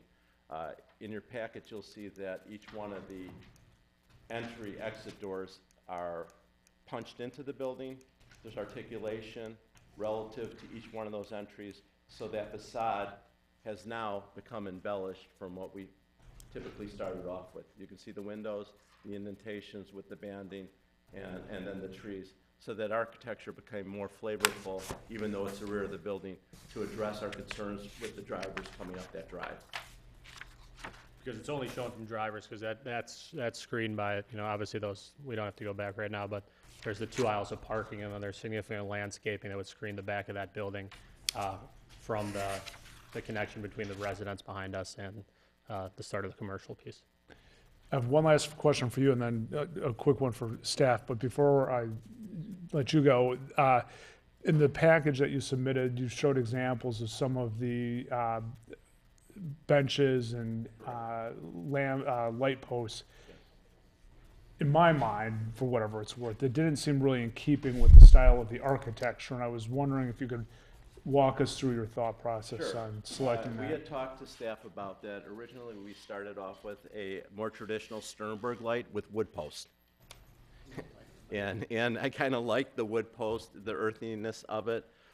We had concerns that it might not be as durable, so we discussed going to a concrete pole similar to that that you'd find along the streets, even leading into City Hall. So you can find these concrete poles throughout Conway Farms. And then we went to a light. Again, it's a transitional light, but it's a light. The light that we chose is found throughout various areas in Lake Forest. We are completely open to suggestions on fixtures. We limited it to a few traditional Sternberg type fixtures, but if you have a suggestion, we'd be happy to entertain it. And in terms of the benches? I picked forms and surfaces benches. They're a transitional style bench. They're eclectic in the sense that you can't pinpoint when they were done, whether they are old or new. They're just an elegant, timeless design. They're extremely expensive and they hold up.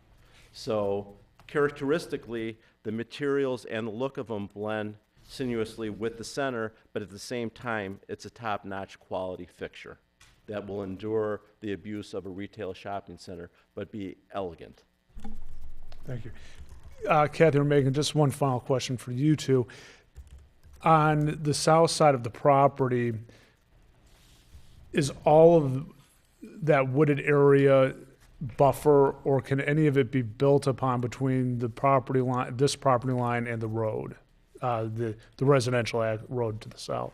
That pocket of trees, which is directly south of the existing residence there, is a protected wooded area. Okay, so no one can build a home on the north side of that street? That's correct. Okay, thank you. That's all, thank you. Thank you.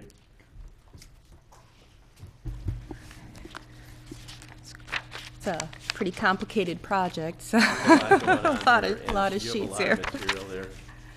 Okay, well, firstly, I wanted to thank you for going through what your precedents were in choosing the style of the development. But I did notice that you forgot to mention Market Square, which is, one of the most important, outdoor shopping districts in the United States. Neglected. I just didn't feel that the character of it. It's the first planned shopping center in the United States. Its historical significance is huge. But contextually, it is a different project. I love Market Square. I eat at the Fish House all the time, and I think the place is magical. However, this project took on an identity of its own, so I apologize for not mentioning that. No, and the reason I bring that up is, to me, this district in Lake Forest seems more commercial. So the property is surrounded by, office parks. It's really not a residential feeling type of area. So the architecture you've chosen, other than Christ Church, most of that to me seems residential, and that's just a comment I have. So having said that, to me it seems that the project could benefit by a little bit more of statement pieces, not, as I think some of my petitioners were saying, there's parts of it that just seem a little monolithic. It's kind of lacking. It almost, to me, seems like you could power it up a little bit, like where Christ Church.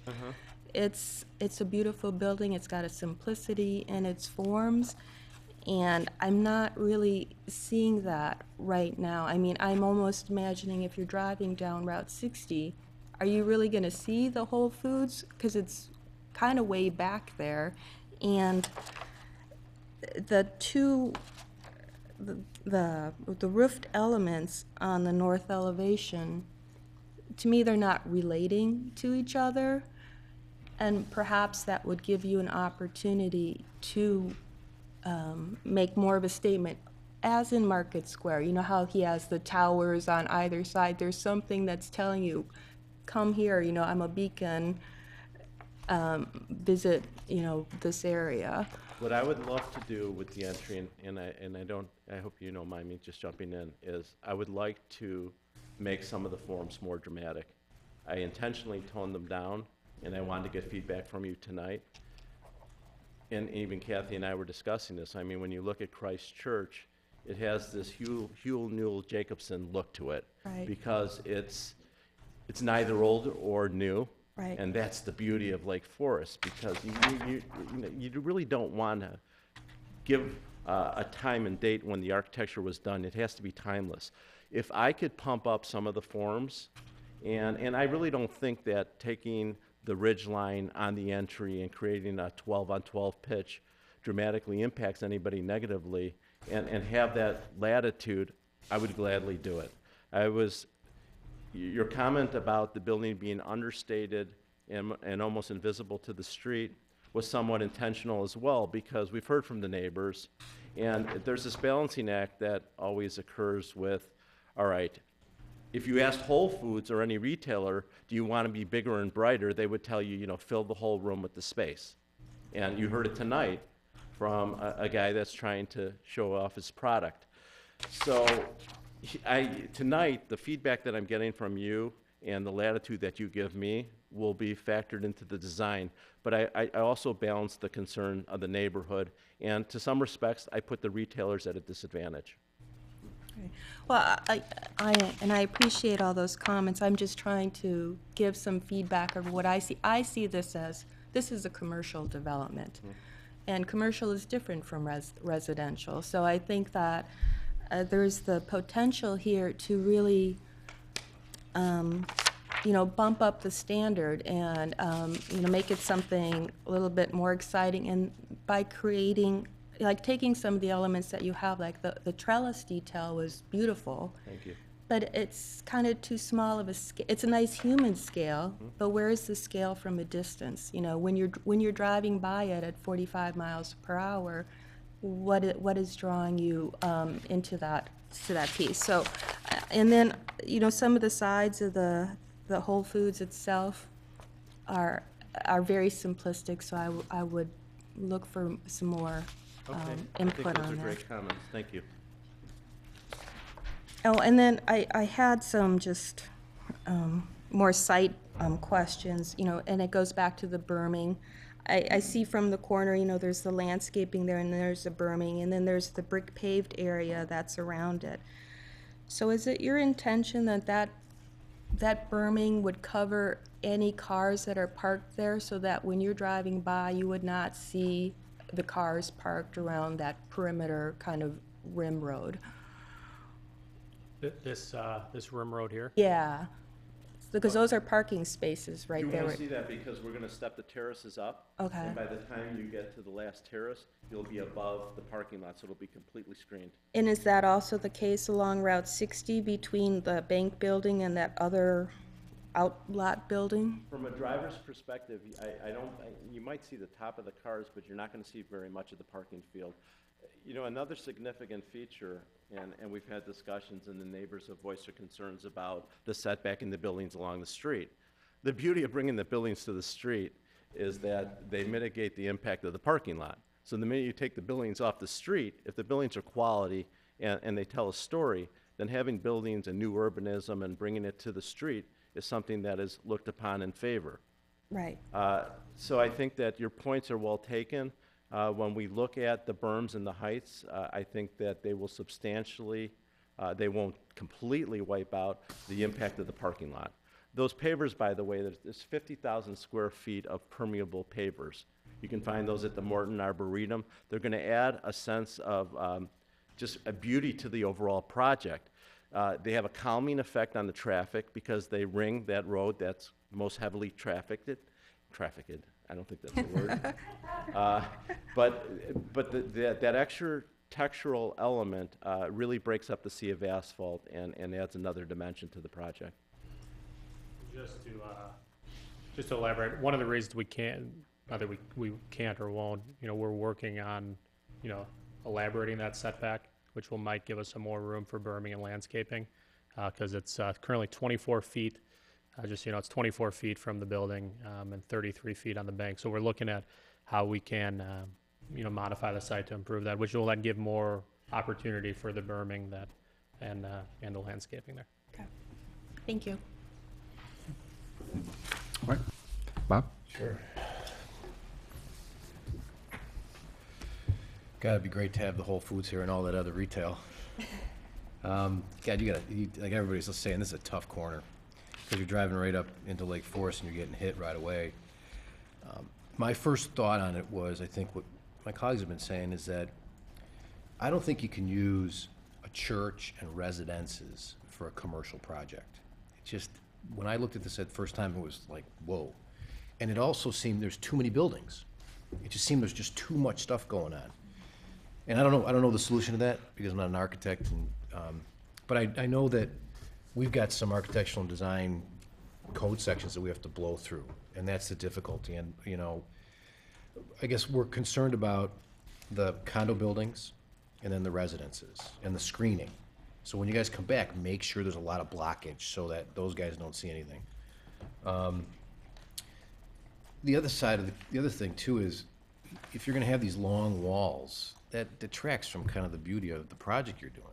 And I think Ms. Ruggles said, you know, look at Market Square, look at Banneker Green. I mean, there's some really cool architecture that kind of fits with the city. But I don't know what to tell you, because I know you need parking spaces, I know you need exposure, I know you need lighting, I know all the business sides of it. So I really don't know what to say exactly, except tone it up I think and screen the there's an neighbors. there's an opportunity to embellish the architecture. I try to remain as true as possible to my style, because you always cross that line, and you see it, because you, as you said, I referenced church, I referenced a golf club, and I referenced houses, and how do you bring them all together? But there are similar traits of all those buildings. When you look at the roots of all those buildings, when you trace them back in history, you find out that the Pilgrims landed here, and they essentially came up with Cape Colonial architecture to address housing, the winter conditions in New England, and that evolved into colonial revival and derivations of colonial beyond that. So I tried to go back to what is a true Cape Cod and what is a true Cape Colonial, and architects have a tendency of taking style and interpreting it their own way.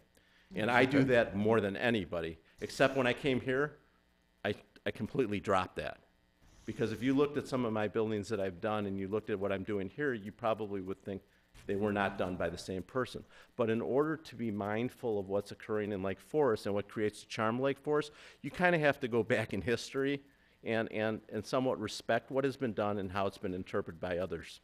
So, Well, let me interject something. Yes. Just, I don't mean to cut you off, but we don't have any shopping centers like Vernon Hills and Lake Forest. None.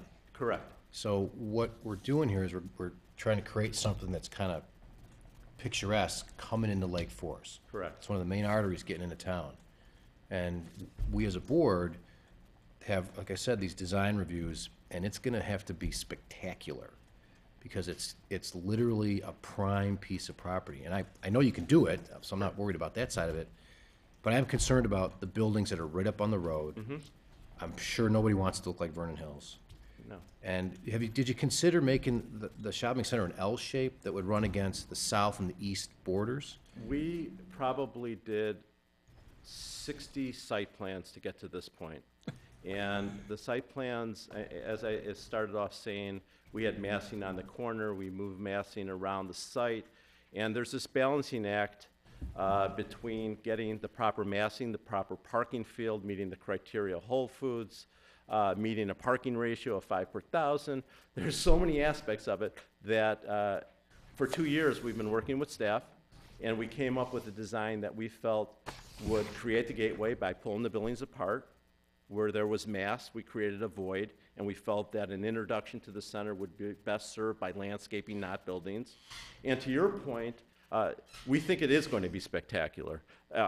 It's not going to scream at you. It's going to be understated. Our goal is not to have a building that stands out and says, look at me, I'm Vernon Hills. I mean, the beauty of the old country farms and gentleman estates were their understated elegance. And there is opportunity to embellish what we have here tonight. The whole purpose to come to you tonight was not to say that this is our final design, but to say we want to hear your feedback, because you are giving me the latitude to do some of the moves that I referenced in my presentation. So it can only get better from here. Would you be willing to share some of those other site plans you came up with?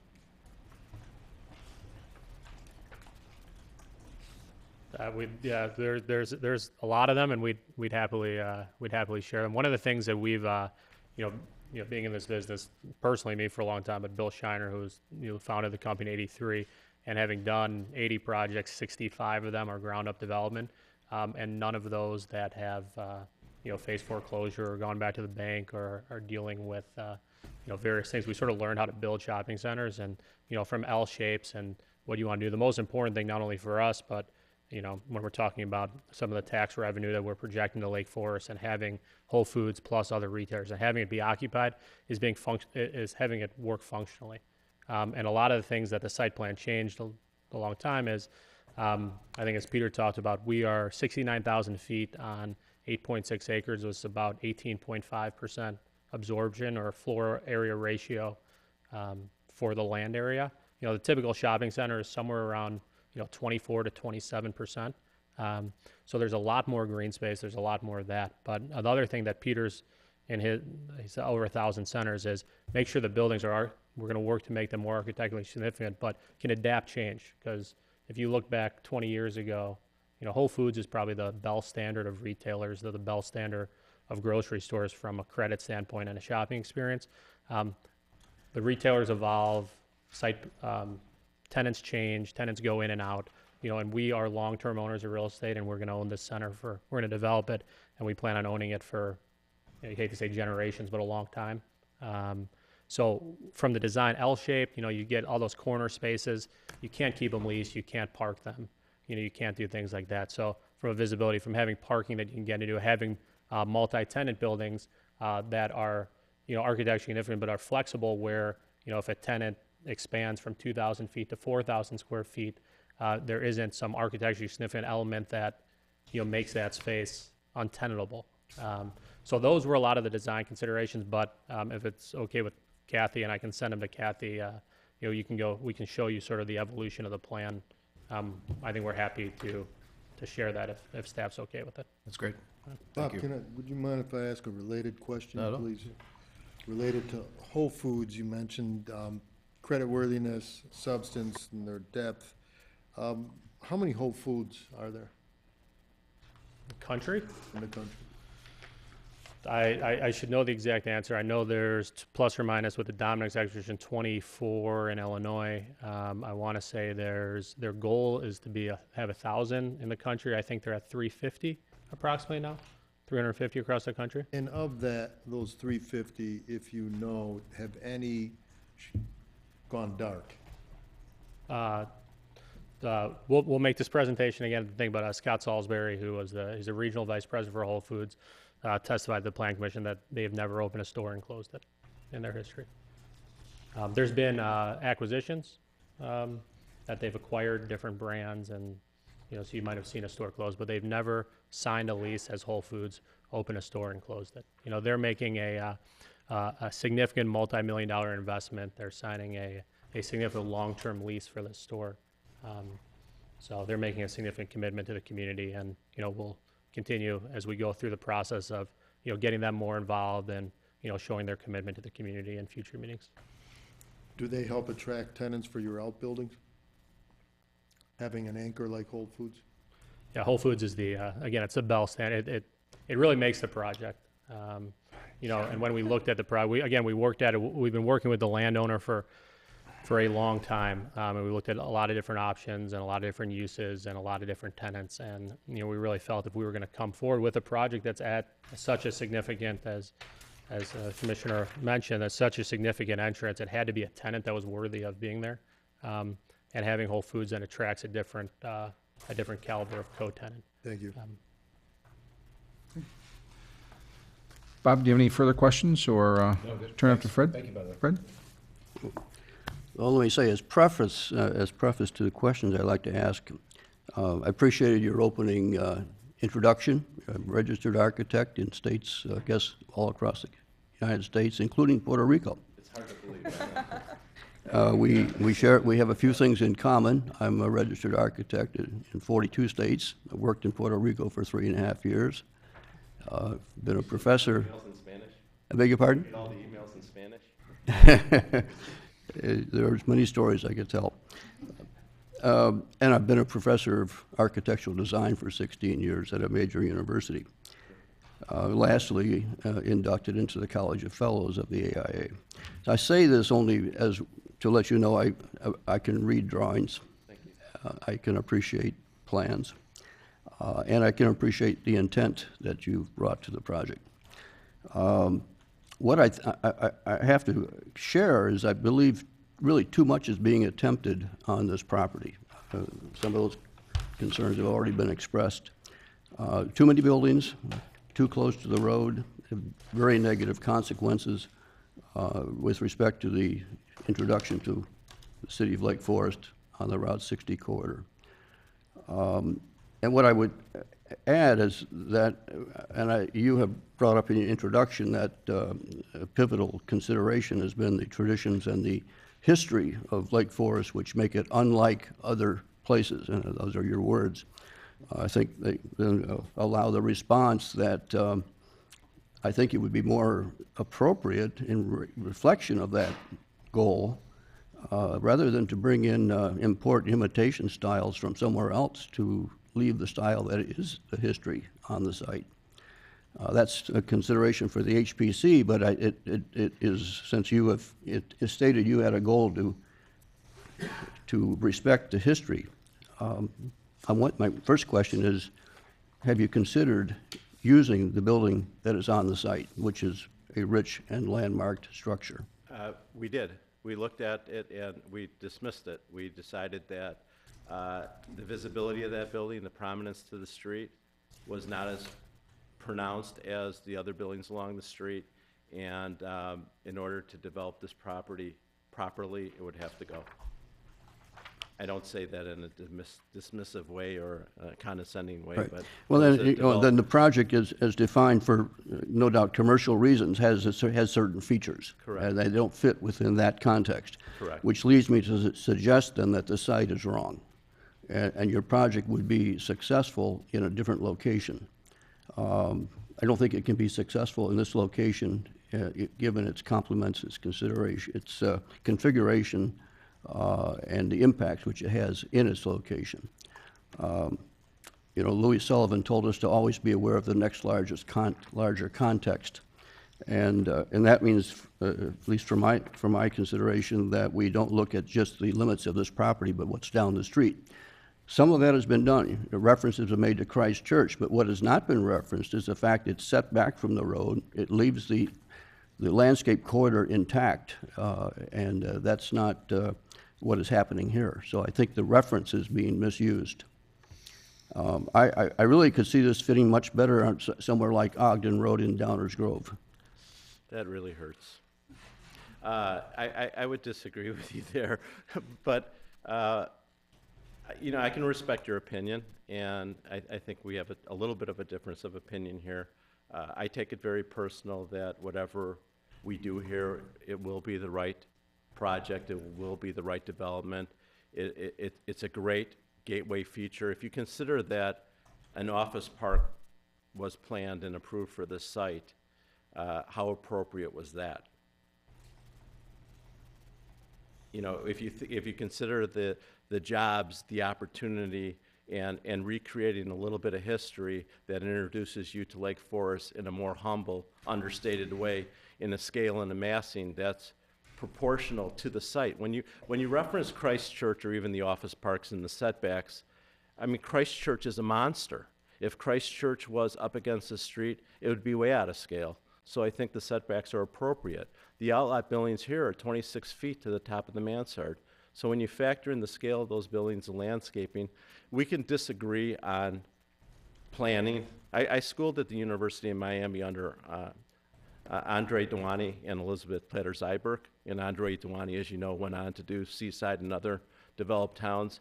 And my degree is in architecture and planning. And I think that, there's multiple philosophies in planning and what's appropriate and what's not. My commitment to you is, even if we disagree, to still bring the best possible project forward, a project that I'm going to be proud of, a project that's not going to degrade the quality of Lake Forest. We're not going to stop until it's right. So the only thing that I would ask of you is to work with us, even if you're not in agreement with us, to try to get us to that point of bringing the best project forward. And not saying, well, we have to move this project to Ogden Road. I don't think those goals, noble as they are, can be achieved by embellishing these masses.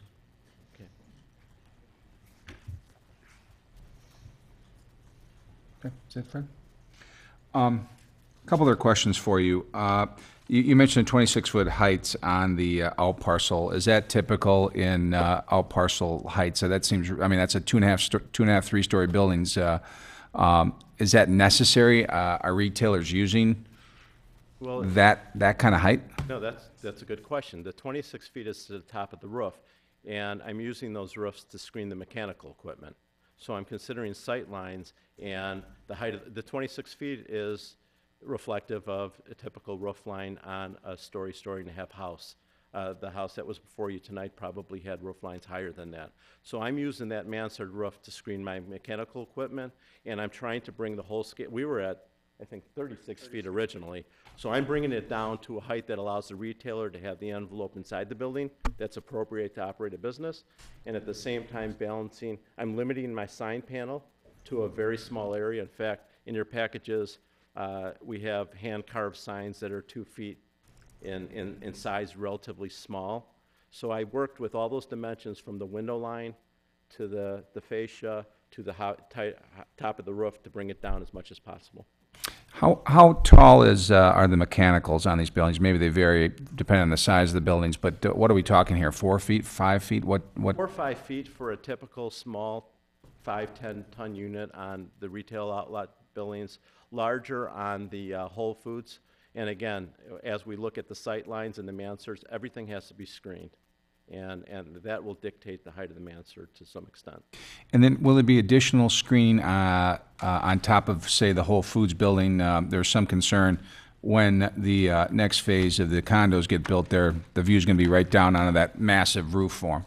We're going to look at an aesthetically pleasing way of mitigating the impact of those units. I'm not sure what the answer is. Okay. I've never really dealt with looking at a unit from a 3-story building. But we're committed to working with staff and trying to find a creative solution. Okay. The pavers, I think that's a nice creative element of this project. I'm just curious, is that really something that you can upkeep? I mean, this is going to be a very heavily trafficked, to use your term, I forgot what you used, but terrible word. A lot of use. I mean, you're going to have a ton of cars going in and out of this. I mean, are these going to be able to withstand that kind of use? We asked that question of Mr. Bleck, and the perfect example is the Morton Arboretum. If we have the kind of traffic that the Morton Arboretum has, and those pavers have been there for 10 years, I think the only maintenance is there's stones in the indentations of the brick that allow the water to percolate through them. There's some maintenance that has to occur with those stones, but the Morton Arboretum has held up wonderfully. And I think that our traffic will be nowhere near that. And to answer your question, yes, we can maintain them and keep them in place. Okay. Are there any other retail centers on the North Shore that use this colonial cape design, the hardy plank siding that you're familiar with, that you could show us examples of? No. No. Okay.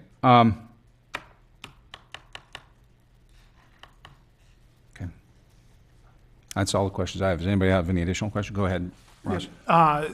Can you elaborate on the tenant mix that you're contemplating, the types of tenants that you're talking to for the outlot spaces?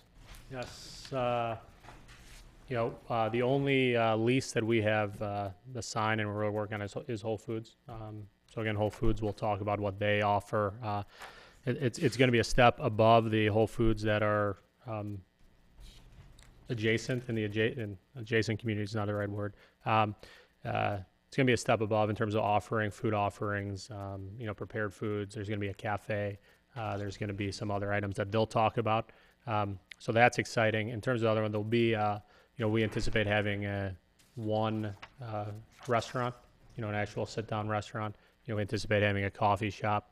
We anticipate maybe to limit the amount of restaurants just maybe to 2 or 3 at the most, to be able to deal with some of the parking demands. The rest of it will be typical, service user. We've had comments from some of the neighbors that there's no, dry cleaner, and we're not going to have a dry cleaner with the plant, obviously. But some of the services that, the neighbors might have, maybe a small workout facility, not a full gym, but, some of those things. I'm just throwing out ideas. These are not people we've talked to. A high-end a pet store that serves, that serves the community and is a good complementary use to Whole Foods. And then there will be a full-service bank that will occupy the building that we're not really talking about today, but that will occupy the building along the secondary entrance to the center. To elaborate, because you are seeing more and more retail centers that are relying on having restaurants, and a shortcoming of those plans are whether or not they have room for outdoor patios to take advantage of during warmer seasons. Has your plan contemplated being able to accommodate a tenant who might have that kind of need? It has, in terms of, I think to some extent we're going to work with staff on limiting the amount of restaurant square footage, just to make sure that, it's appropriate for a project like this. The area on the eastern side of Whole Foods, there'll be an outdoor area, and that's planned where that's the secondary exit to Whole Foods. So if you're going from the prepared foods or going to their cafe or getting a coffee, that would be a nice place to sit outside. What Peter's designed is there's an area adjacent to both of the outlot buildings that could accommodate that full service year round. Well, not year round, that's a stupid comment. Full, that outdoor patio area. And on both sides of this outlot, there's, landscaping. That used to be in the previous plans, that was an indentation of parking that really didn't work. And, staff had a great recommendation of, eliminating that and making that, more landscaping to soften the entrance. And there's also additional room in an extra sidewalk in front of that building if there's, a coffee shop or something like that to have some outdoor areas. So each building actually, other than the bank, does have adequate space to have outdoor tables and patio. One more question, if you can indulge me. It dawned on me as you're on the southern end, on the entrance off of, what is that, Conway Road? Sanders. If I'm a resident going into the neighborhood to the south, I'm driving in and looking right at your loading dock. Is there anything more that you could think of that could help shield somebody who's making that drive in every day to their house from looking into a loading dock? Yeah, well, I think that's a long answer, and I'll try to summarize it. That a lot of the previous site plans that we had the loading on the east side of the building. That's where Whole Foods preferred it, and that's where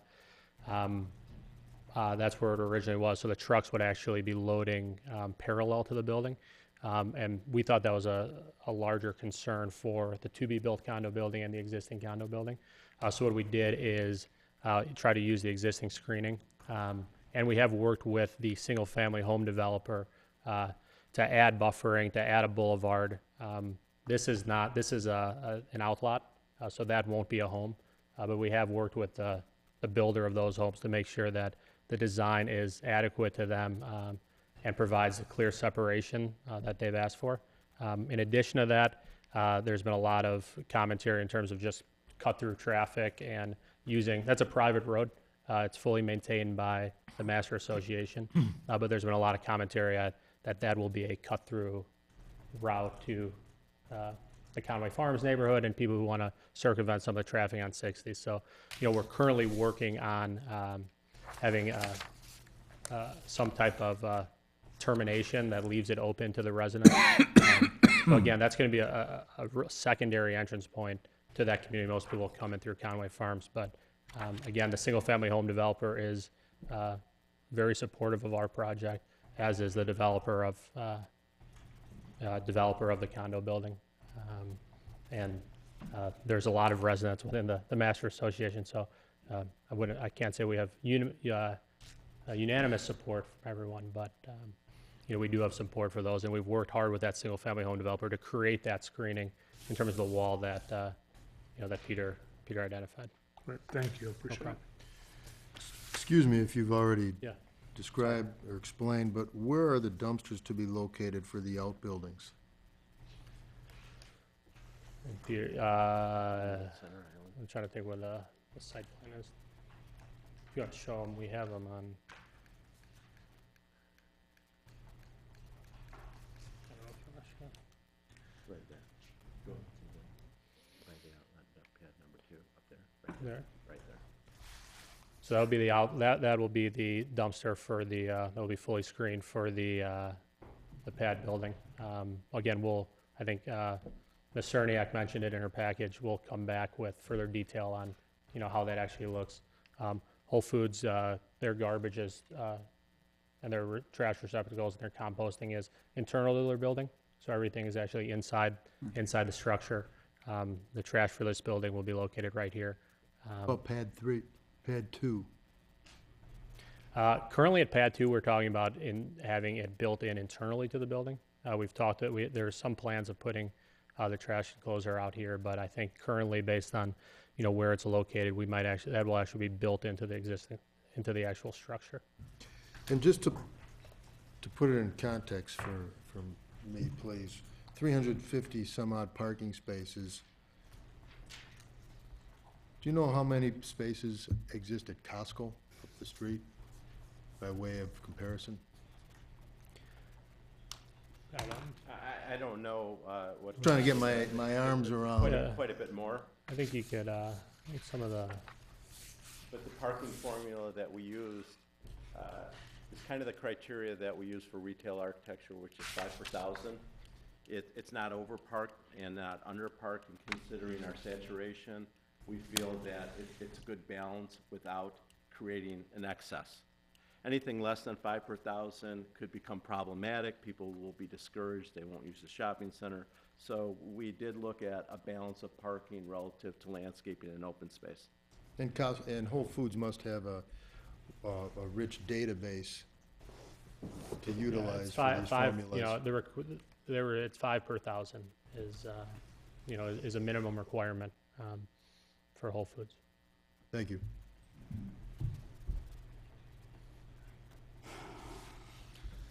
Any other questions, board members? Okay.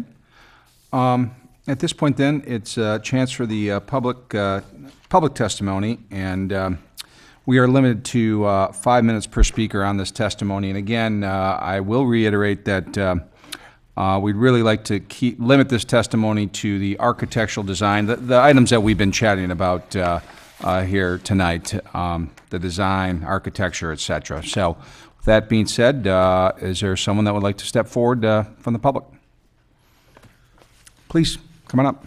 And if you could, please come right up to the microphone and speak directly into it, please. Thank you.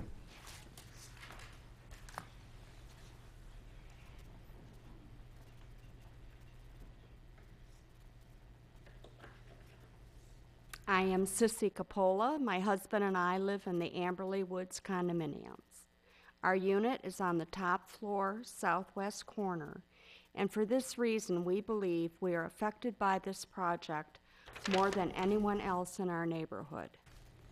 On that note, we hope this project does not go forward. However, if it is approved, several factors need to be given special consideration by the Building Review Board. First, 354 parking spaces is too many. This is approximately twice the size of the Sunset Foods parking lot. Walkability has been the current buzzword by the developer, and if that's the case, why do they need so many parking spaces? Second, permeable pavers should be used throughout the parking lot. In other words, no asphalt. Third, the right in, right out, entrance, exit off of and onto Route 60 is a huge negative for the Amberley Woods condominium owners, especially those of us, 8 units, that face west. There is no buffer between the condominium west lot line and the east lot line of the proposed development. According to Sam Ankin, principal of Shiner Group, at the February 12th Plan Commission meeting, he said the truck entrance will be at the Route 60 entrance, not at the Saunders Road entrance, which is all the more reason for a berm along our west lot line. with mature evergreens and should be a requirement by the city. I disagree with Sam that there isn't room for a berm, as there is plenty of room on building number 1's west property line. Fourth, if there is no berm, we will be looking at an asphalt jungle and the rooftop mechanicals of 5 buildings.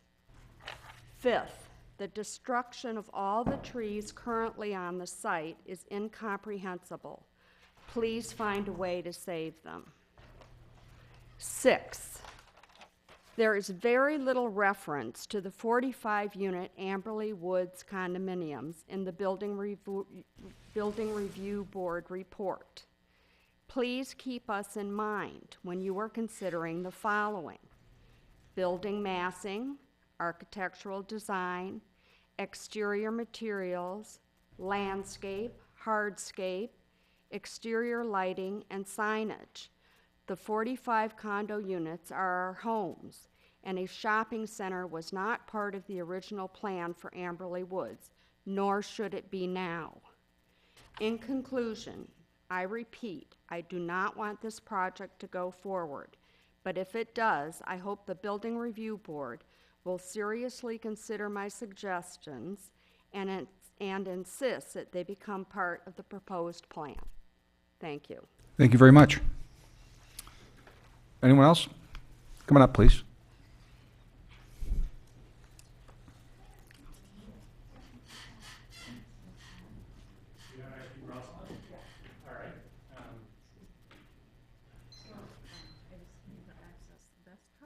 Oh, yeah, okay.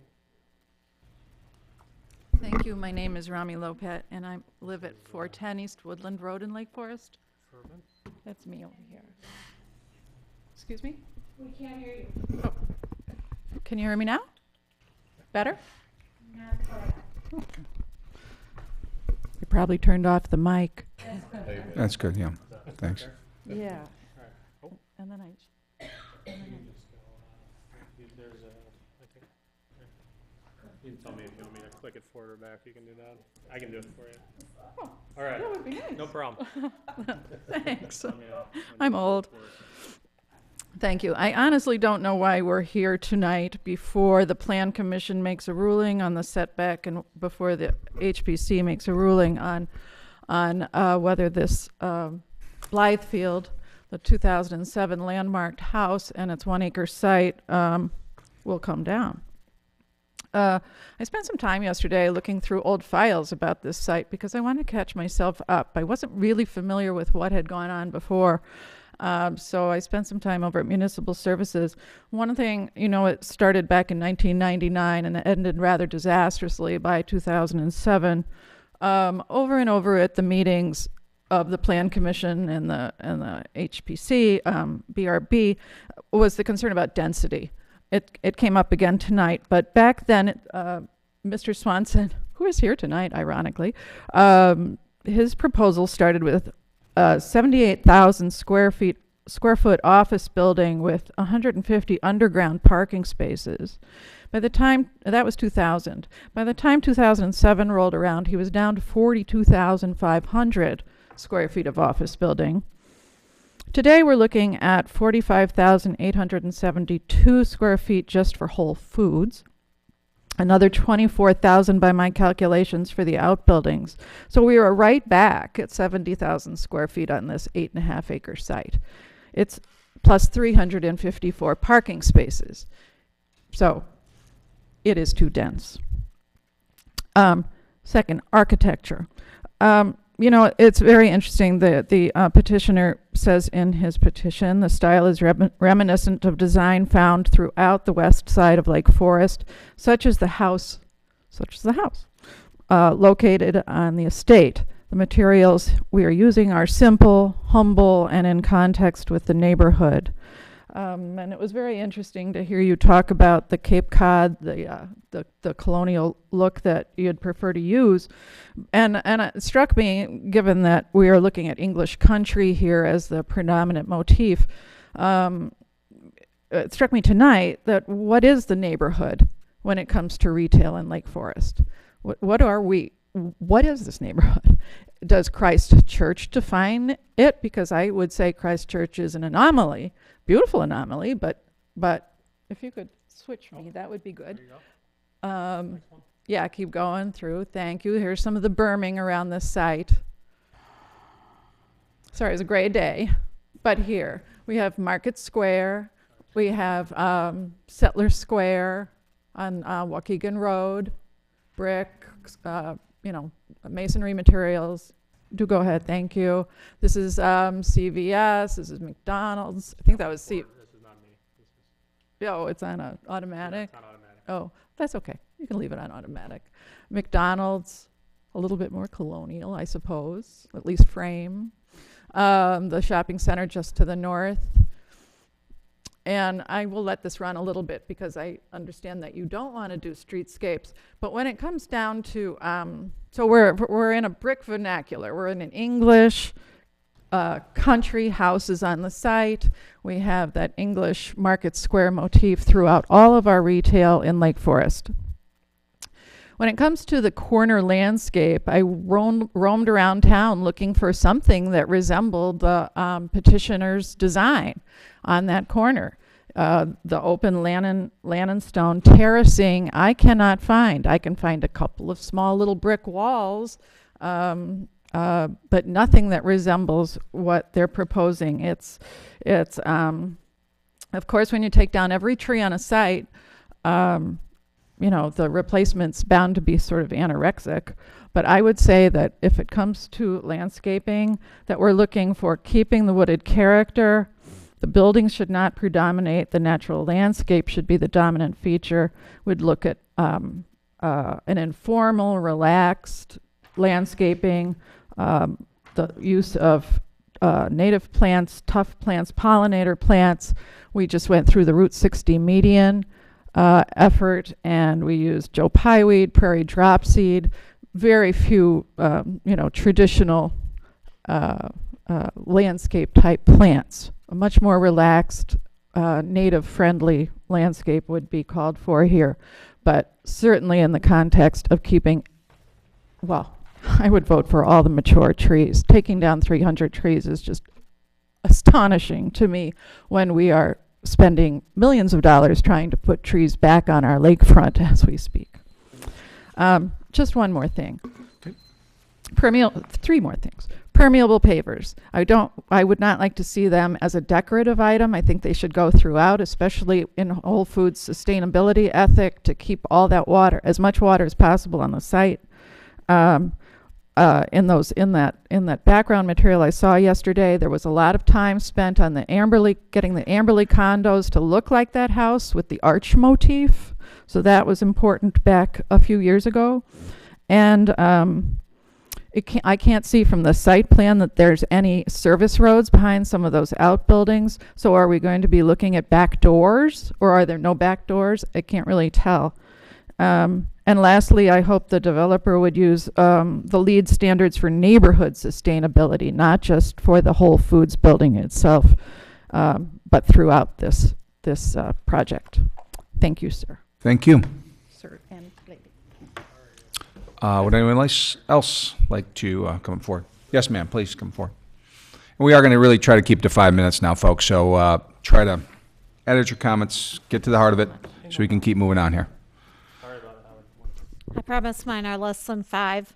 Hello, I'm Linda Liang. I live in Conway Farms, and I agree with you, Commissioner, too many buildings on the site. I, again, would hate to lose all those trees. If I count the parking spaces and the trees on your proposed plan, not including the trees in the back of the development, there are 45 trees and 257 parking spaces. To me, that underplays the size of the parking lot, which is massive, and it's the major piece on the entire property, which I think will be somewhat unsightly. So I agree that pavers should be throughout. Secondly, I would like to see a plan where the parking lot is proportional to the rest of the buildings, because in the drawings I see, which are beautiful, there are only 10 parking spaces in front of Whole Foods. So I think it's misrepresented in that way. And thirdly, the original plan had an underground parking lot. I would like to see us revisit that, which might enable us to keep the trees in the front of the lot and create a much more beautiful site plan. Thank you. Thank you. Come on up, sir. There's a person behind you, yeah. We'll come to you next. Yeah, thank you. We'll get you next. Hi, my name is Greg Ewert. We live at 225 Saunders Road, so we're immediately, our property abuts the backside of the proposed development. We're actually back where the houses are. As many of us have spoke at some of the planning commission meetings, we have a lot of concerns, and I said this last time to the planning commission. I guess I would really, really mean this to you guys too, is to please get the facts on this stuff, because as I sit here, some of this stuff is just, I would even use the word appalling to hear. For example, the last meeting of the planning commission meeting, this room was filled. Do you think there was a lot of people now? This room was filled. This room was filled. People were out in the hallway and actually down the stairs, and most of them left.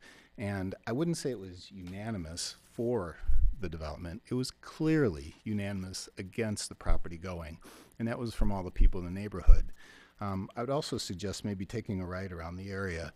As you mentioned, it is not a commercial area. I mean, it's a well-hidden, probably residential area. There's hundreds of homes in there. Many of us have lived there for a long time. Our home actually was there before Conway Farms was developed. Our home was there before the golf course was built. And it's really just a gem of a neighborhood area. So it is by no means a commercial area. This would be a big commercial building, obviously. You know, it says Conway Market. The first planning commission meeting, they called it the Conway Neighborhood Market. I mean, let's be real. It's a big box store. And even as we talk about the architecture too, I mean, as someone mentioned, it's a big box store. It's a grocery store with a big, I think the comment that I wrote down was a blank white space. You know, other comments, we talk about the sea of asphalt, understated elegance, country estates. I mean, let's really get back to what this is. It's a big shopping center. It's a big box store. It's a big white space. That's exactly what it is. I think the neighborhood's against it for a lot of reasons, and that's obviously not what we're here to talk about now. The comment about, will you see this Whole Foods? As you drive in on that corner, I mean, there's lots of trees there, and it says right here on the information for tonight, the majority of the trees on the site will be removed. Well, you're absolutely going to see this. It's not going to be hidden back there. If you walk around that area or just drive by there, it's a big box store, which is going to be stripped of all the trees. Look at Opus, drive by Opus tomorrow and look at the trees that are planted there. I believe in the front of that building, there are two of the remaining big trees there. It's wide open. I mean, we're talking about 4-inch trees that are there. You know, it's going to take your kids, my kids, your grandkids, your great-great-grandkids, and then the trees still aren't going to be very big. There is nothing there. I will have pictures for the next meeting just to show you what you look at when you look across those parking lots. The same thing was promised. I've talked to George Pandaleone. You talked about a canopy of trees. There's no canopy of trees there. And the same concepts in here about at some time, some degree of a tree canopy on the site is worthy of consideration. Well, if something like this goes in, all the trees are going down, and none of that will remain there. So again, I guess I just implore you to really get the facts, look at the area, see about all the homes that are around there, because it is clearly a very nice residential area. And also, I know this isn't the purview of this, but to be aware of what's going on in the community. I mean, after the last meeting, we were surprised on what is going in at the Dominic's building in Lake Bluff and the Dominic's building in Bannockburn. It's a Heinen's grocery store. Been confirmed with the company that's going in there, another quote high-end grocery store. We were kind of shocked. Didn't even come up at the planning commission meeting. So again, that's why I said last time, we just hope you really get the facts and know what's going on in the community and make an appropriate decision. Thank you. Thank you. Sir?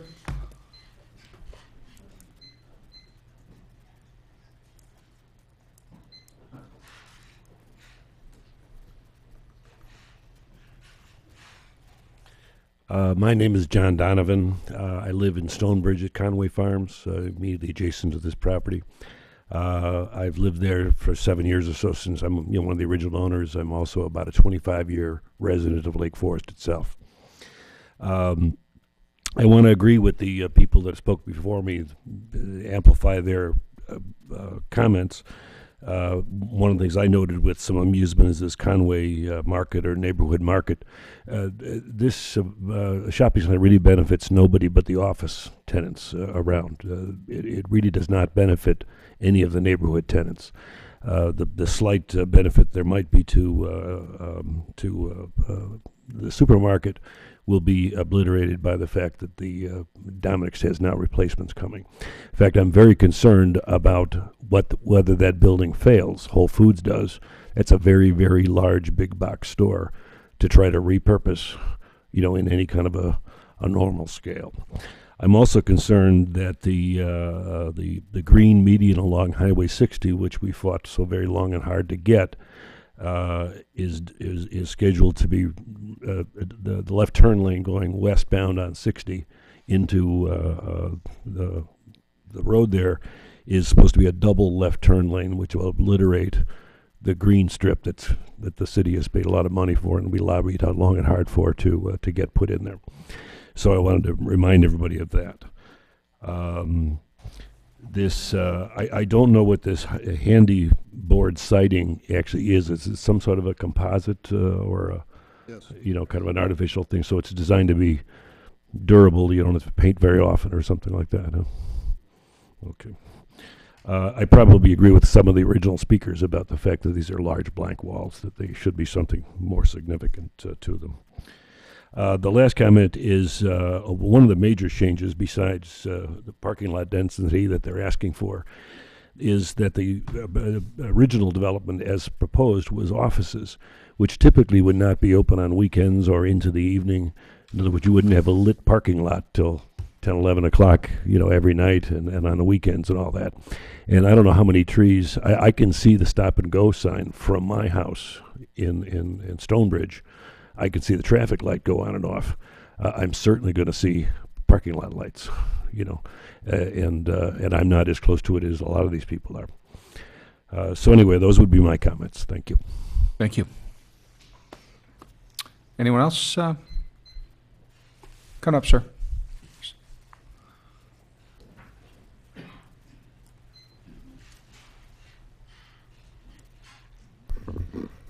Ross Greco. We live at Emerald Court, Unit 406. I'm against the project. I'll tell you why. That area we do not need another grocery store. We have the fresh market right in town. We have Sunset Foods that barely uses 3 to 4 registers at peak periods between 5 and 7. Sunset Food is the local market that supported the community's baseball teams. And if another business would appear, what would happen to the fresh market in town, Sunset Foods, all for an out-of-state company to come in? And so where would we be with tax dollars? We take from Peter to pay Paul. And my last comment is too much is going on in too little of a space. Consider all the deliveries on weekends, Saturday and Sunday. Whole Foods carries, it's a great supermarket. It just doesn't belong in that area. Saturday and Sunday, tons of deliveries will be pouring in. Bread drivers, pub drivers, specialty trucks for specialty foods. So Saturday and Sunday, that little corner will be like a zoo. That's what I see happening. So that, for those reasons, I'm against the project. Okay. Thank you. Thank you, sir. I think there's another woman. And again, please, if you could, I know we're emotional here, but we do want to talk about the architectural design elements that we've been focused on tonight, understanding that our board really doesn't have control over the overall usage of this site. Thank you. Yes, I understand. My name is Maureen Grinnell. I do not live in Amberley Woods. I don't live in Ward 4, but I do live in Lake Forest and have for most of my life. I live in a building, a historic home that, Mr. Theodore, frankly, I wish I'd had your little horseshoe because anything that's over 100 years old is frightfully expensive to maintain. But this isn't about me. It's not about your interest and connection with the architecture. I would have to say that Although my background is not architecture, I have some knowledge of it, and I also have quite a bit of knowledge of the customer experience. This is not a Lake Forest gateway. This is a entirely different look and feel to the entrance of our community, which nothing approximates it any further east than Milwaukee Road and that Vernon Hills Shopping Center on the southeast corner of that area. When we start to put something like this in place, which in my mind most closely approximates the condominiums across from Abbott Park on Waukegan Road, which I think most of us would feel are of an inferior construction to what we see in most of our community. Once that genie is out of the bottle, it cannot be put back in. So I please deplore you to consider what Route 60 is and should be for the future. And do we want to downgrade it to the mass that we're looking at, as well as the caliber of the architecture? There may be no Whole Foods that looks like this right now, but I can assure you there is a Fresh Market in Pinehurst, North Carolina, which looks almost identical. It's not that unique. It is, as another neighbor mentioned, a big box store with a few little big or littler boxes around it. It's not out of place, and I feel it is an inappropriate gateway to our community. Thank you. Okay, thank you. Anyone else like to come forward?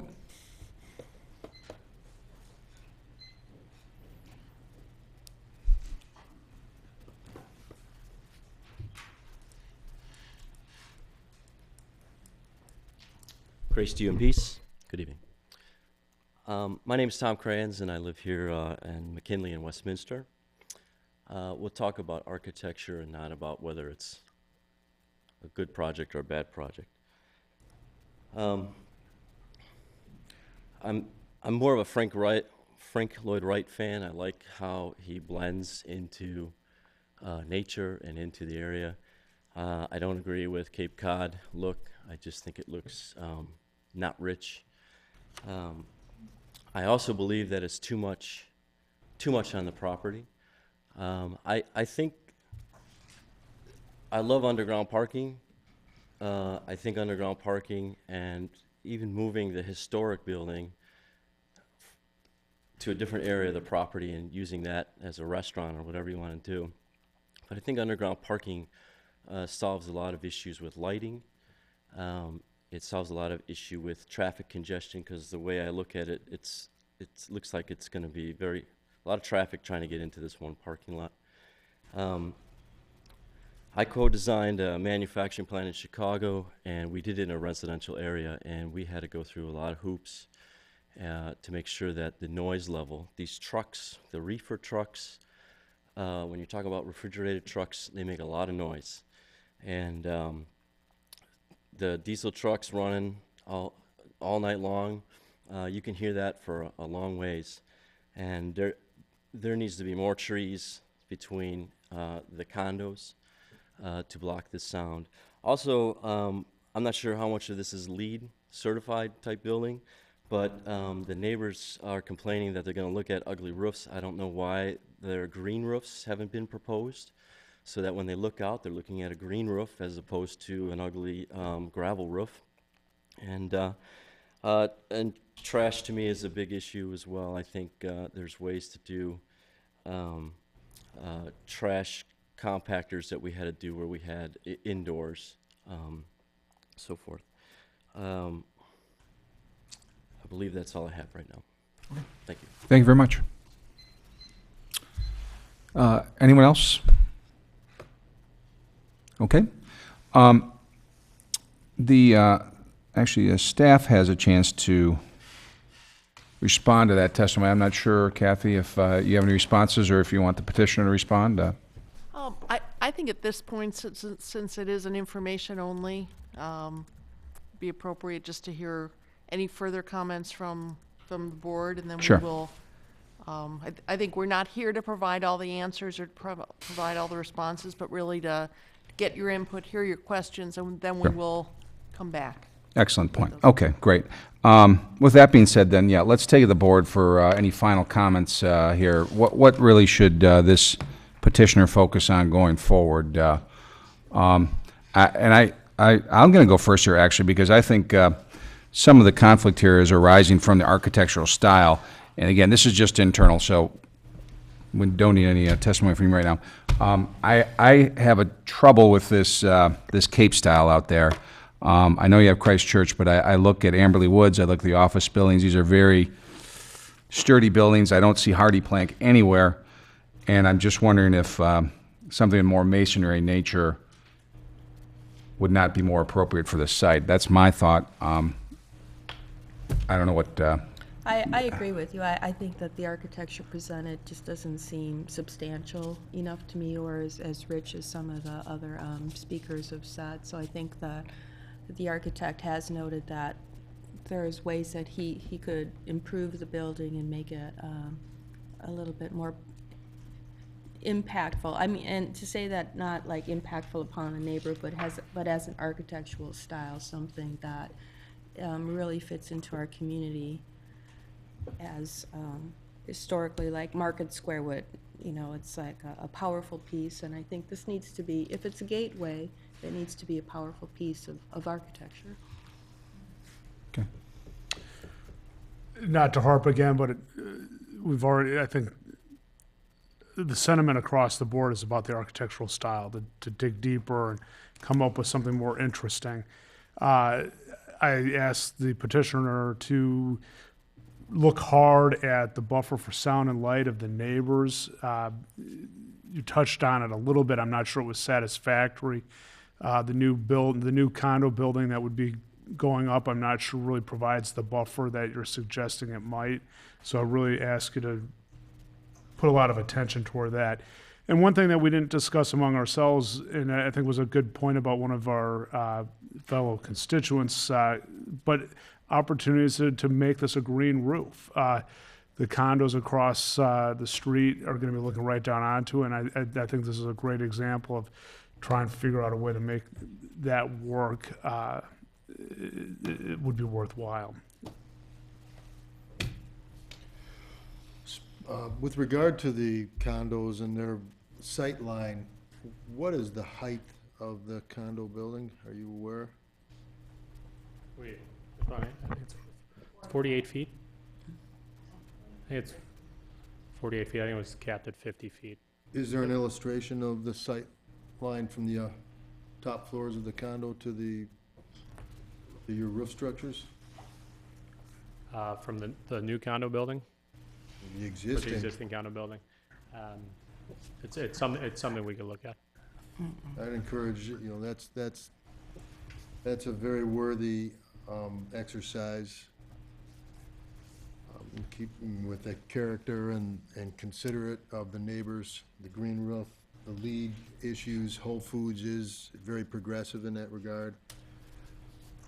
As I mentioned earlier, I'm intrigued by the Cape Cod style. I agree with my colleagues, however, and the sentiments that there's a lot of a sea of white and hardy board, which longevity is fine, but is it in keeping with appropriate character?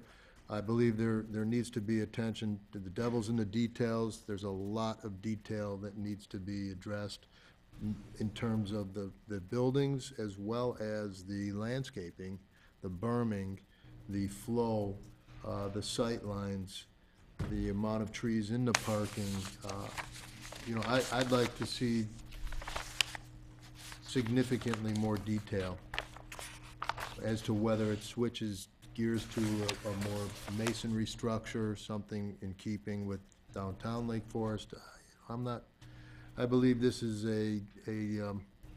although it's a gateway, it is surrounded by office and residential and highway. So, you know, I believe there is an opportunity to shake it up a bit and have a fresh approach, but the devil's in the details. Thank you. Bob? I agree with everybody. It's difficult. It's such a departure from all the other shopping centers that we got in town. So dramatically so that I think it The old building that they used to have, the old, what was approved, had a parking lot, had the 2 office buildings, but also had a pond on the corner, which kind of fit with the other 3 corners. They all have ponds, they're all set back really far from the road. This one's kind of jammed up into the, right to the road, and I think visually it's gonna throw everything off. That's the only reason I mentioned making it an L shape. And I believe me, I'm not a shopping center developer, so I know there's a lot of financial considerations that go into that stuff. But I don't think, if it stays with the type of architectural design it has right now, it's gonna be real troublesome. If it goes to a masonry that's more consistent with what we got in town, I think it'll solve 2 problems. I think it'll solve one, it'll be upgraded. But secondly, the sight lines coming from the condo buildings and from all the residents that can see all the way to the light, potentially could have really nice facades on the back side of the building as well as the front side. So you can solve kind of 2 birds with 1 stone. That's it. Fred, I don't think you have any strong thoughts on all our opinions. Nothing. Any other, I was joking that you didn't feel strongly at all about this, but any other direction? I would like to be positive, and if it was a different proposal, I could be. Unfortunately, I can't be.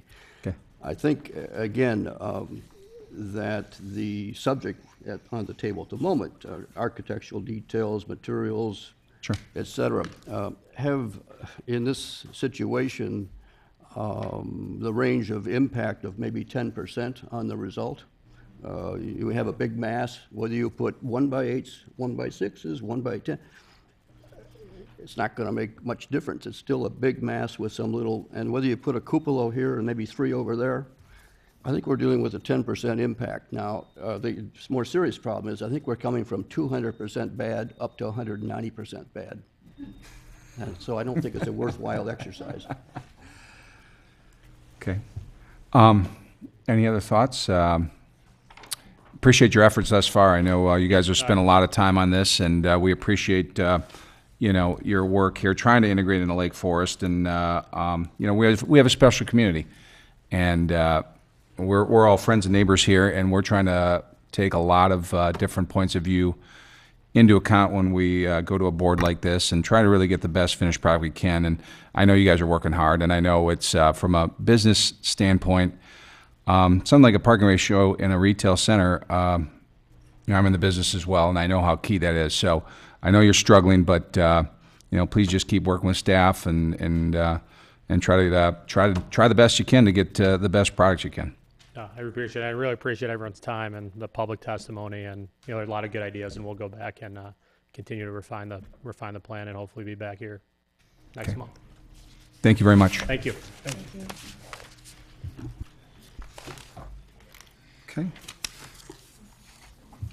Okay. Next item on the agenda is the opportunity for the public to address the board on any non-agenda items. Okay. Seeing none. I was wondering why Michael Bleck recused himself. Could you please come up to the microphone? So, sure. I'm wondering why Michael Bleck recused himself. I can't speak for Michael Bleck, but I will suggest to you that I think he's part of the project team, ma'am. Okay. But you'd have to ask him. I'm surprised that, because this has happened at the Plan Commission 2 times. They recuse themselves, but they don't say why. And I think it would be helpful if that was done when they recuse themselves. All right, duly noted. Thank you. Thank you. Any other additional information from staff? Nothing? Okay. Do I have a move to adjourn the meeting? Okay, second? I second it. All in favor? Aye. Thank you. We are adjourned. Thank you for coming.